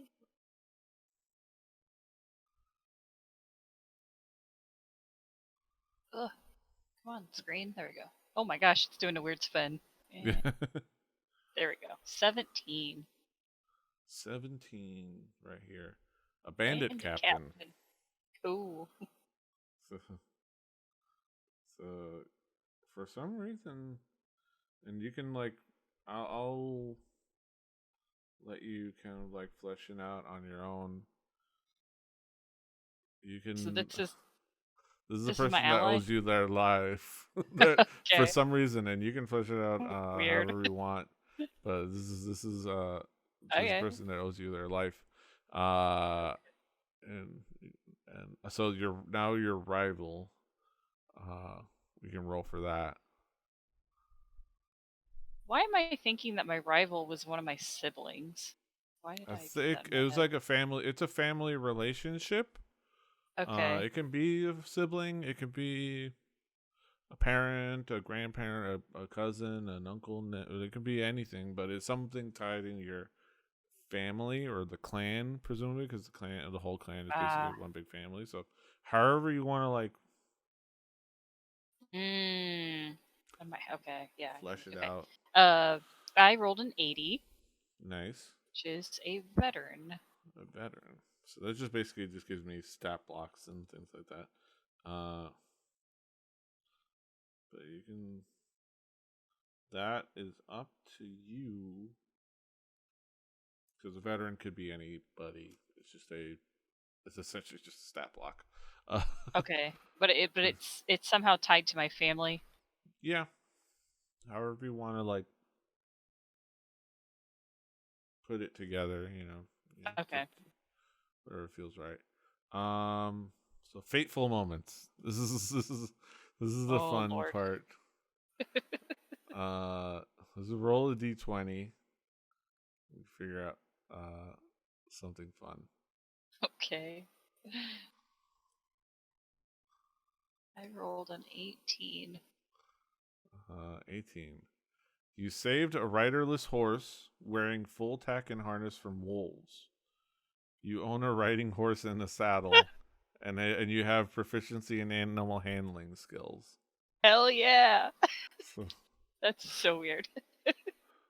A cat riding a horse. Yes. I wonder if I have to like make it. Oh my god. Okay. I wonder if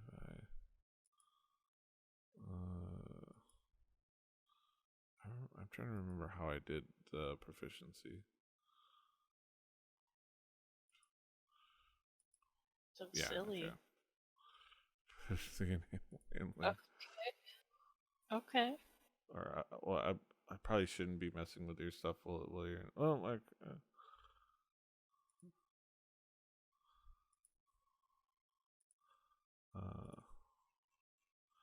That messes with your stuff.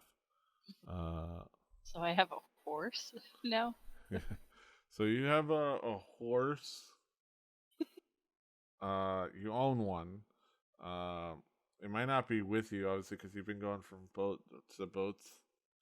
And if you wanted to like retroactively, like, because probably something that you might have, you own and you have, stabled. Like you could say, oh, you probably have it stabled and being taken care of somewhere, like presumably in Gordon. Okay. Does that make sense? I don't know if you wanted to. No, I was just thinking, how fun would it be if, like, okay, we're all coming back to Palma Flora after this big battle. We get off the boats, and it's like, oh my god, you guys, there's a horse over there. Yeah. Where's its rider? And it's like, okay, well, it's mine now. Yeah. Yeah. So it's just something that happened as part of your backstory. The animal handling skill probably would have been useful at some point, but we can kind of but it'll be useful eventually going forward, which is nice, especially with your proficiency. I kind of like the idea of maybe I have this horse, but maybe I have a friend in Gordon, and I've left it back there with him. Yeah, and they've been taking care of him while you're going off on your adventures. You've been taking care of it, like maybe like when you're teens, this is what happened, and it's been your friend. You can even give it a name and whatnot, whatever you want. Owns. Let me write that down.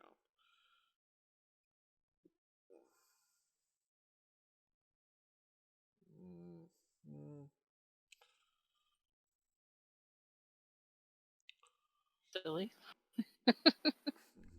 Yes. Owns.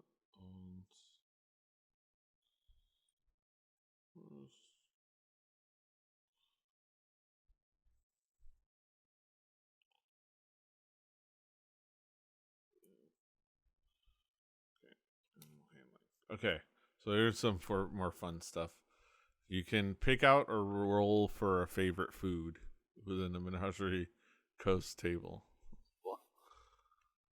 Wait, where's the table? So you keep going down. You get favorite foods.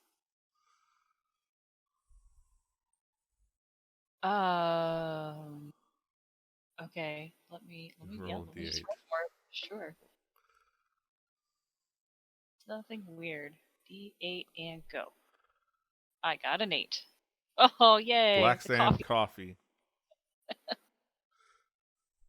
Shut up, coffee. You're a coffee girl. You're a regular Lorelai Gilmore. Your coffee addiction. It's a tiny shot. It's cafe. It's a tiny shot of coffee brewed atop red hot sand, Marquette style. Marquette style. So it's fancy. I like it. That's it. Taking notes over here. All right. Yeah. Sweet. Food. Okay. Oh. The point of my mechanical pencil broke. Oh no. So it just clicked and got more. Okay. Black Sand Coffee. I think now we get the mysterious secret. Now you get to roll a d20 for a mysterious secret. Ooh, another mysterious secret. Yes. Oh, Brett, what have you done? 16. 16. While picking flowers, you saw a tall figure with red skin and horns wandering the meadow. The flowers grew taller where they walked, but you fled in fear and never saw the figure again. Cool. That's so appropriate. I love it. It's my favorite secret ever. Yes.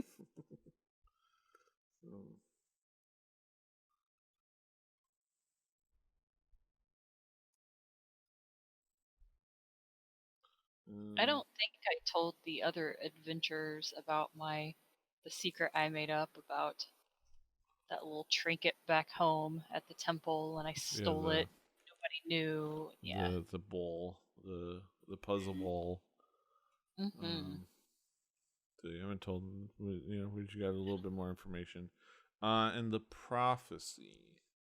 So this one can be a little bit more of a long-term thing. We can, I would say, let's roll for the immediate. So there you can put together 3 goals or aspirations that are going to be like your things. One of them is an immediate goal. One of them should be a long-term goal, and one of them should be a goal that concludes your character arc. And it could be anything. Okay. Presumably the like the character arc one would be something like dealing with the ball, but that could be up to you. But you don't have to you don't have to figure out all of them right now. The long term one I would say the long term one and the arc ender, you can just we'll play and you can figure out and maybe write it on your own and we can talk about it later. But I would love to roll for the immediate goal. Because that adds a little bit more of the random fun. Okay, so D20. Yeah. I rolled a 1. I will defeat the creature that killed my parents. My parents let's roll again. No, they're not dead. It's defeat might make me question my purpose in life. Okay. Let's roll again. 16. 16. I will kneel before Bright Queen Layla's Kryn without knowing who she is. The moment of uncertainty will lead to danger. This moment. That's okay. We'll see how that works out. That worked. I don't know who she is, so that works out. Okay, so this is an immediate sort of. Okay. A prophecy. Foretold. Okay. And then do I do a second one as well? We don't have to. Okay. I would say that one we can like this one I wanted to roll for the immediate one just for fun. I want to let you have freedom with the long-term stuff. Cool. So just like you can flesh out on your own and things like that. And then we'll figure out reward, and you can set them as your goals because there's rewards for that. Like you'll like gain inspiration, or like for the next you'll like gain advantage on saving throws for being frightened. Like there's a couple of rewards that they give us inspiration. Give us ideas of unique rewards, but Like I can come up with something else. But like those are, you fulfill a prophecy and you get a neat little reward. Just like a general buff. Okay. But it's nice, like creating some like arcs. Exciting. Yeah. So I think that's it. So I'm gonna Okay. go. We'll move over to back to the main. All right. So last but not least, Matt. Oh. He doesn't say all right. All right. All right. Okay. Do you have the Heroic Chronicle pulled up? So we can. I do have it pulled up. Nice. All right. Okay, Lucius.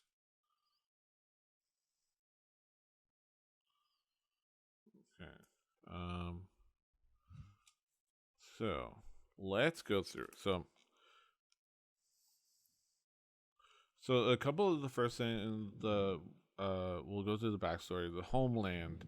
We already figured out your homeland, right? I think most of you guys are Menagerie Coast folk, right? Yeah. So we don't have to roll for that or anything like that. We already have a background for you, so we don't have to roll for that. Yours was criminal. Yes. And just a regular old criminal, not a myriad operative or anything. Nope. So we don't have to roll for that. Your social. So we get to the social status relationship. What you gain in your social status, you gain a rival in the in the nation of the Clovis Concord, or in that nation, and we'll flesh out the identity of that rival a few tables down. Okay. But it's gonna be fun. Home settlement. Did you have we decided on a home settlement, or do you want to roll for one now within the Menagerie Coast settlements, or? I don't. I don't We can look think through them. we settled on anything. Yeah. So I am happy to roll. Yes. I don't have great notes of Lucius's background, but I remember he was a drug dealer in a slightly larger town, I remember. Yeah. So because these are all like towns and cities, so okay. we can so if we want to roll for it, if we want to look at a couple of the towns and pick one, rolling first is fun, but yeah, I'll roll for this one. Yeah, we roll a D100. I forget where you find it in. I think everybody found it in 10. Oh yeah, so 10. Gordon. This is interesting. So yeah, you go to the Wildemount Gazetteer, under Menagerie Coast. You have the settlement of Gordon.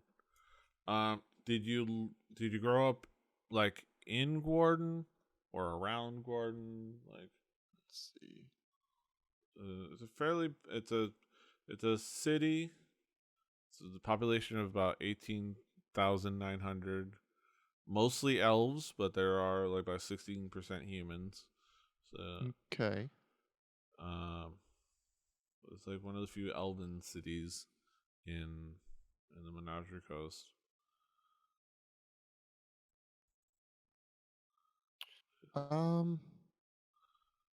maybe kind of not to keep defaulting towards just near the outskirts, but maybe near the outskirts. Yeah. Well, or maybe closer to the center of the city, and he was always trying to, he didn't like it there. He preferred it a little more peaceful. Yeah. Or at least he learned to a little bit as the kind of like as the hippie facade became less of a facade. He started Yes. so like, hey, just like hippie life ain't so bad. Like, yeah. Oh, you mean I can make money helping others with this hippie life? Okay. Yeah. So you kind of like, all right. So that brings it back to that. That's nice. All right. So from that home settlement, which is a city, we can figure out your family. We can. I let not to soil, but like I let Daisy pick out her family size. Okay. And Brett will just roll for it. You can pick out, like, if you want to pick out how many parents you have. Well, we have to roll for siblings based on that. But you can pick out how many families you have left. Like if you have both, if you have one, or you were raised in if you were raised by a village, right? Or I feel like Guarden.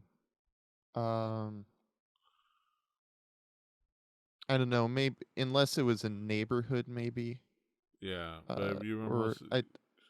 I don't know enough about Guarden. Yeah, I feel like anything that has the type of a city, I think it would not be reasonable to. Yeah, you had neighbors, but you. So yeah.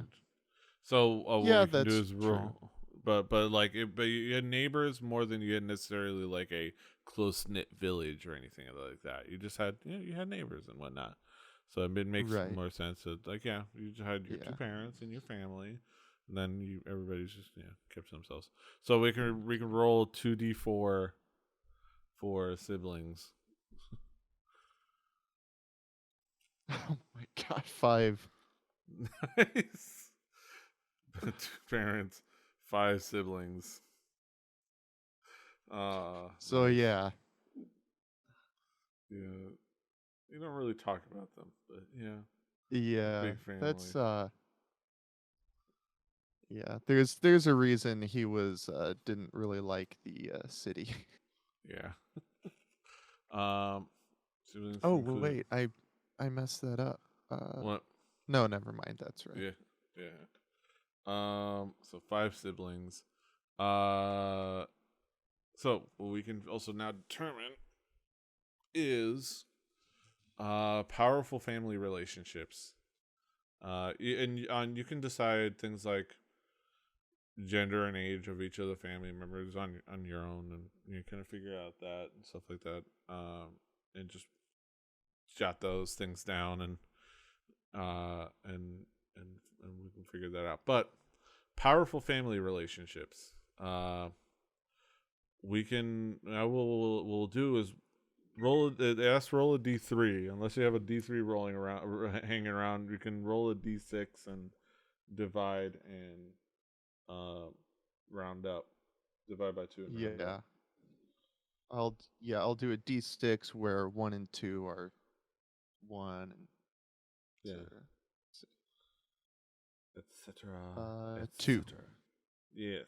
So you have 2. You have 2 family relationships. So we'll roll once for each of them. So we're gonna roll a D100 now for 1 family relationships. Okay. 69. Nice. And I can take a screenshot of that if anybody thinks I'm making that up. Yes. Okay. So, 69.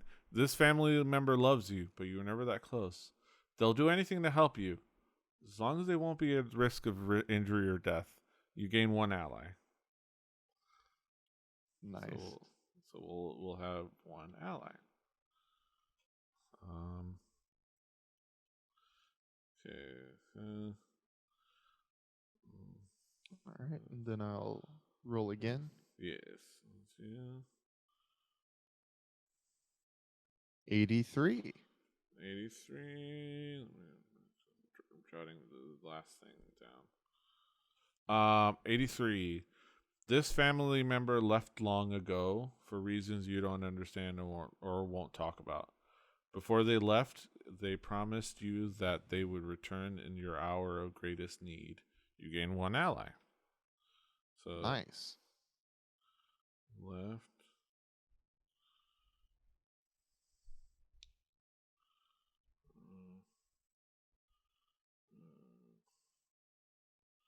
So I can. Okay, so we have.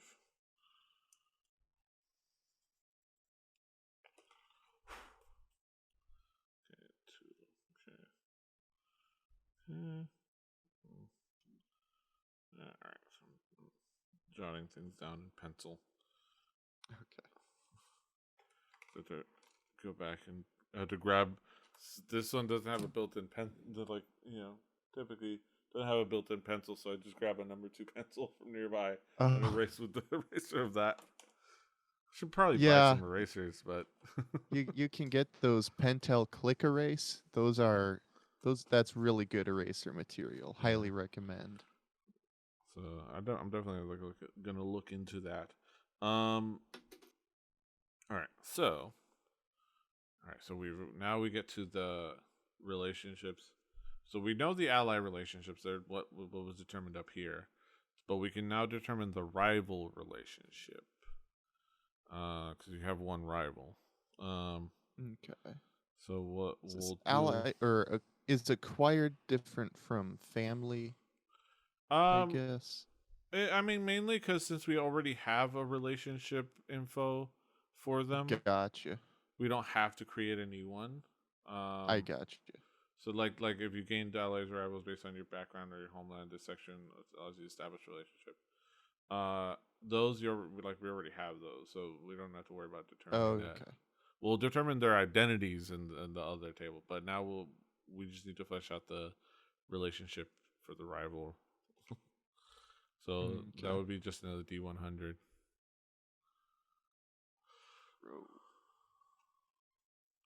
62. So 62. Nice. You fled from your home under mysterious circumstances. I think that works.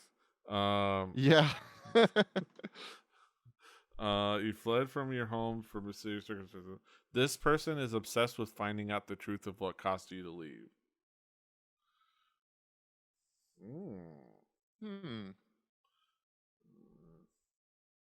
Interesting. Okay.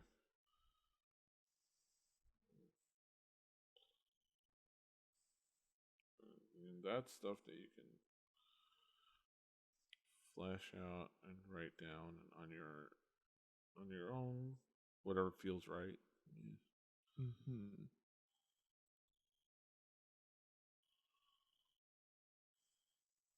Okay. So secret identities. Some that I might do.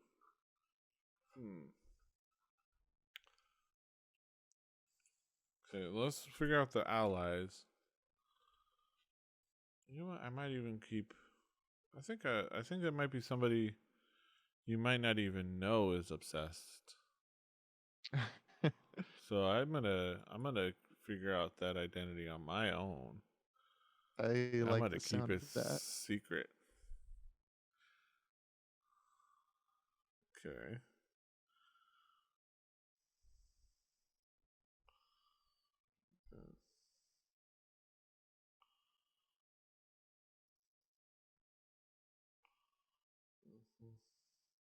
Okay. Okay, so, that is that. So we don't have to worry about the rival, but we're gonna roll the identities of the allies. Okay. So one for the first ally. This one is gonna be the one that loves you but is not close, and if it doesn't make sense for them to be a family member, we'll re-roll. But okay. Acolyte. okay, That's so 10. Yes. Okay, that makes sense. Yeah. Somebody of the cloth.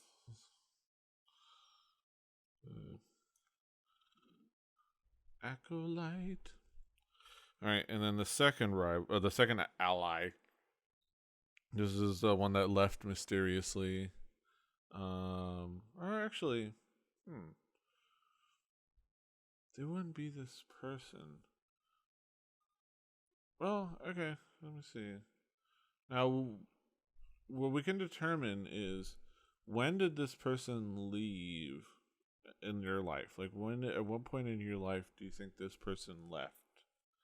Like when you were a kid, when you were a teen? I'm imagining preteen through teen. Okay, so I think, and that was before they became somebody.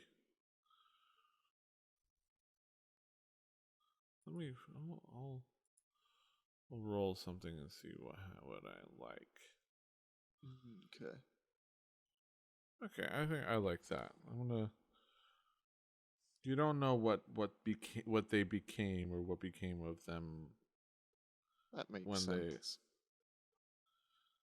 So yeah, there's a lot of like secrets, a lot of leaving mysteriously and secrets, like yeah, a lot of distance. Okay, so now we get to move on to Fateful Moments.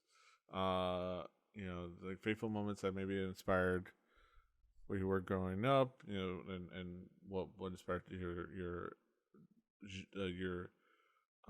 joy for adventure. That one we can just roll a d20.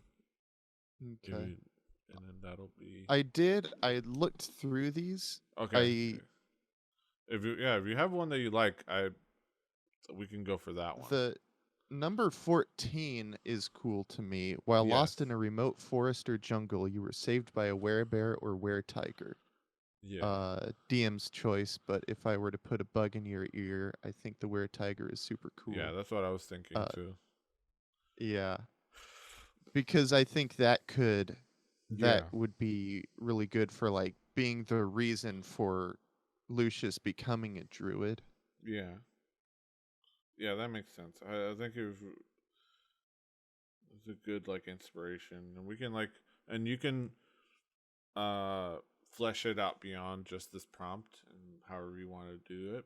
And then he believed you were destined for greatness and granted you the gift of lycanthropy with your consent. Yes. So, in a sense, the gift of lycanthropy. I wonder how that works out. We'll figure it out.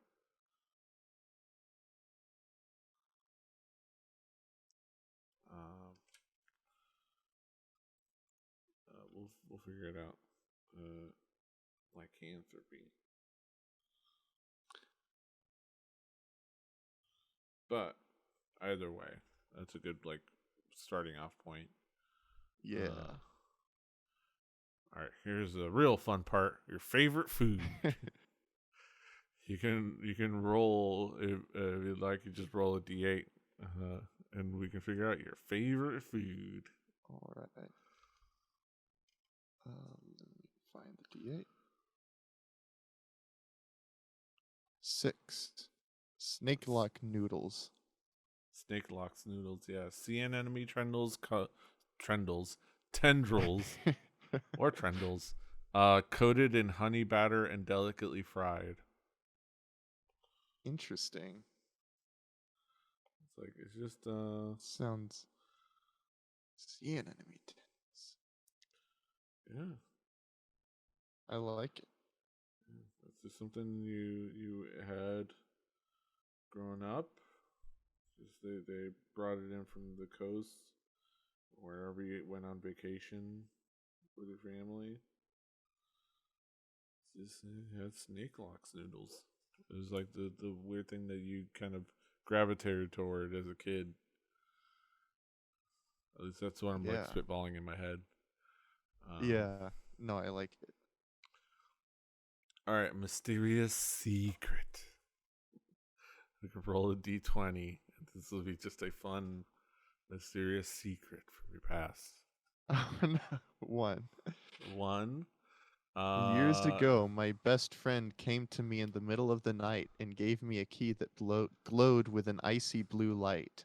I never saw that friend again. Man, there is a lot of mysterious disappearances in my backstory. A friend. Oh, years ago, best friend. Yeah. Now, yeah. Best friend.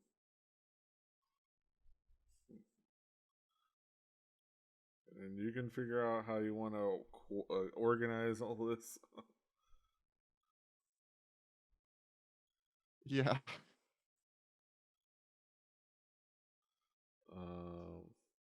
I will at least. Obviously, you don't know what that icy blue light key is for. Yeah. I have to figure that out. And I have to add that to my inventory. Yes. Just put key. You can like customize it however you want. Yeah. I think you should be able to customize it, or I might have to customize it. I don't know. I think I can just add a custom item.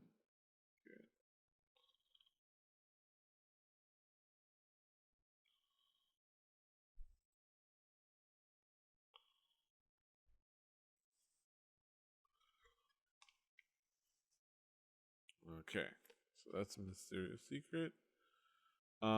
So the prophecies. The way I want to go ahead and do it is, I wanted to have you. I want to. There's this prompt. This gives the idea of writing out 3 aspirations or goals for the character. One would be an immediate goal, one would be a long-term goal, and one would be the one that concludes the character arc at the end of the campaign. You don't have to decide on all of those 3 goals. So I would say that we can leave the long-term and the arc goal something that you can flesh out and figure out on your own. We don't have to like use these prompts. But especially considering like all the other mysterious secrets and like prophecies. But what I wanted to roll is for the immediate goal. I wanted to roll for that because that could like give like a nice little like thing here because it adds a little fun for that. So you just roll a d20.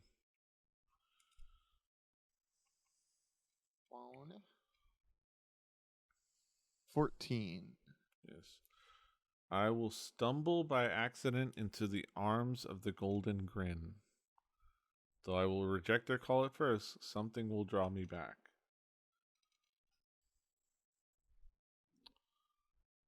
Is the golden grin a known thing? Let me see.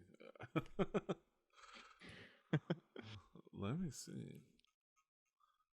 Just how mysterious is this prophecy anyway? I think it's just I don't know.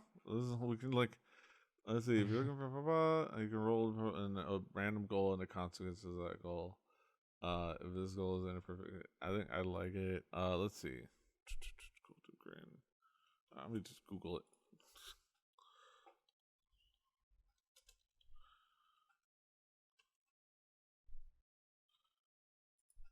Not the Golden Grin Casino from Payday. Golden Grin exists to enlighten. Oh, during dark times, the need for distraction, inspiration, and solace grows even more necessary. It was Jurassic's rule that drove a group of bards, dancers, and storytellers to come together to give hope to the local populace. The band took the name the Golden Grin as their secret faction, and traveled across the realm to offer escapism and entertainment, all while planting the seeds of discontent, rebellion, and heroism. Since the fall of Jurassic, the Golden Grin has been present in the background, watching and guiding society, the power of the individual. However, it's it's a Masonic, the Masons, but like a bards, I guess. I don't know. Goals. The Golden Grin exists to enlighten and inspire, keeping ears and eyes out for the murmurs of tyranny and cruelty, seeking to stamp them out. The idea that each person is capable of great things permeates the mantras and release of the Golden Grin, and many who join are less about acting to change fortune and more about cultivating the downtrodden to rise and improve themselves. No formal allies, no warless members reveal themselves as such outside of extenuating circumstances. So it's like a secret society. I like it. Yeah. So I'll figure out how it comes into play, because this is a prophecy of the future.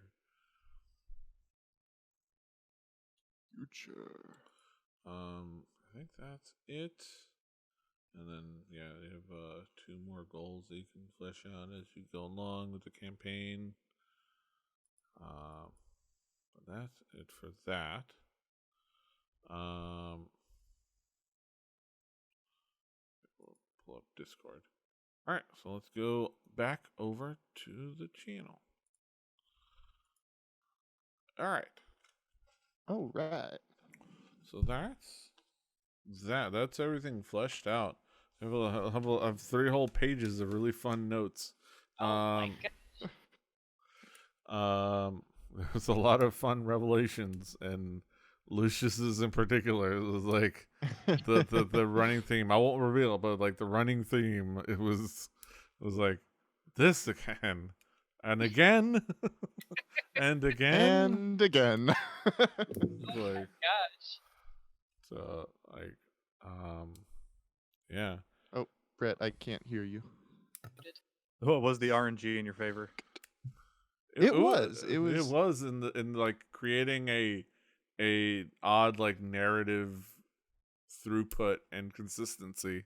Like somehow. Did you see something in a bunch of seeds, and then later see that same message in in the slice of bread?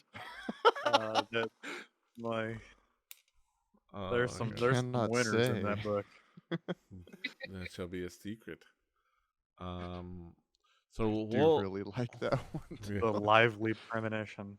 Yeah. I am looking forward to figuring out all this stuff with Solero, with Drew. Gonna have some fun. I hear there's some equine shenanigans.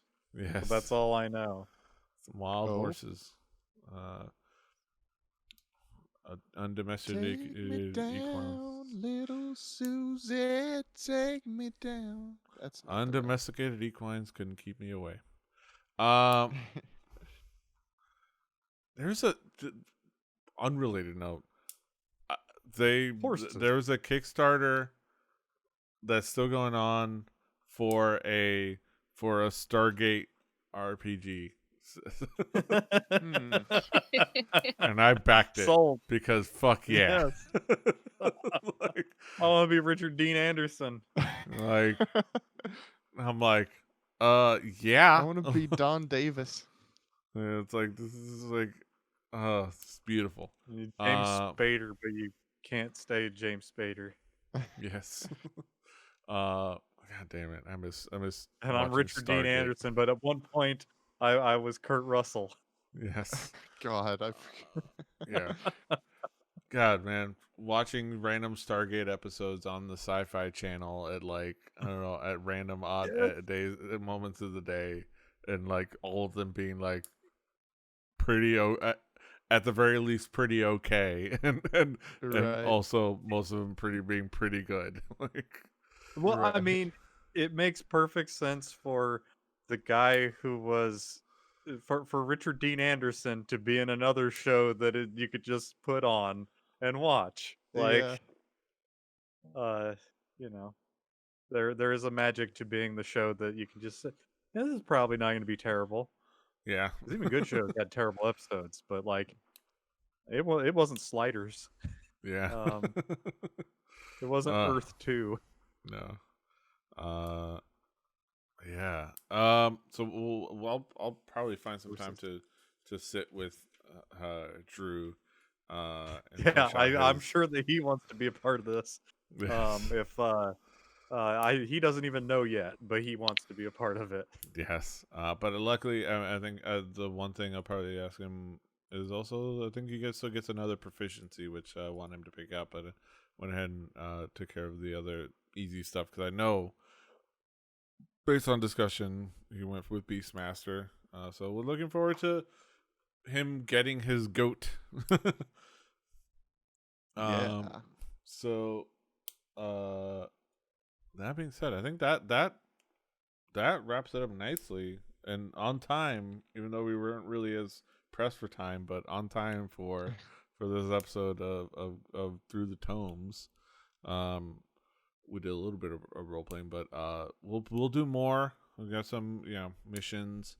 Probably doing a couple of we'll look for it. There's probably going to be a couple of things that we'll do before we get to the Zenith and the big shark hunting festival and whatnot. But that's the future. But yeah, thank you for being with us today as we fought through a couple technical glitches, but mostly smooth sailing because I didn't have Fantasy Grounds open. I don't understand how sometimes it's like everything is wanting everything of my CPU, and then like it works just fine after cutting off and closing Streamlabs OBS and opening it again. I wasn't even running Fantasy Grounds this time, which is wild. Yeah, it's like but it definitely sounds. It's like it's like clockwork because I can hear it coming. It's like I can hear the storm cruising in. Yeah, it's like Petey's internet juices is leaking. Yeah, we'll have to see. I may have to just like get in there. I do need to like blow some air in there and get some dust out of there. At least help with that. The air in there. Yeah. Starring Kevin Bacon. But that being said, thank you for hanging out with us. Thank you for partying with us for this episode of Through the Tomes. I'll try to. I'm gonna commit to trying to get back to caught up on having the episodes on thetomes.com. You're gonna commit to doing it. Yes, I'm gonna commit to doing it. Getting those episodes, getting back caught up. Have those things uploaded should be pretty easy. It's just a matter of like converting files and uploading and writing things down. But I have those up on thetomes.com. Again, still working on still waiting on getting finalized things for the podcast version and for the podcast feed. I want to get like art locked down and things like that. But at the very least, the episodes will be on thetomes.com or Rebelli TV on YouTube. And the VODs will be up after the streams short for at least a couple weeks, so you can at least watch the VODs on twitch.tv/RebelliTV and follow us there as we do D&D on Tuesdays, Record Breakers on Wednesdays where we talk about music, Space Trucking on Thursdays where we play video games, where it's me, Brett, and Daisy playing a video game. Nowadays it's No Man's Sky, where recently I found out you can make Dankosaurus poop. That's right. And aren't there Diggity Dankosauruses too? Yes, there are now. Yes, there's Daggity Dunkosaurs and Diggity Dankosaurs. Yeah, that is amazing. Nice. Yes. For those not initiated, Daisy was presented with a character name. When she punched it in, they said, no, you need to add a number to the end of it, and Squirps 420 was created. Yes. But was not by her. suggested even, It was right? suggested. That's Yeah. right. And I wouldn't believe that crap if it didn't happen in front of me. Yes. So the fun that creates is worth checking out on Space Truckin'. It's As broken in yes, a great way. in great ways, and that's what that's the true metric for why we pick games for Space Truckin'. Is it in space, and is the game broken? Is it from 2014 and still kind of broken? Yes. Yes. So it's right. It's the right game for us. So keep an eye out there. As we be streaming, we might not be streaming if you're watching this live. We might not be streaming Record Breakers tomorrow. Again, Drew is out on assignment, so we'll delay it. Probably to the following week because luckily we have episodes in the can, so it's not a huge issue. Whoa. Yes. So Better Don't book tell some me where I guests. put him. Yes. So look forward to that. Follow the channels, subscribe, do all the things, like things. Don't forget to love each other. Until next time, hasta los huevos. Toodaloo. Bye. Hashtag find Luke.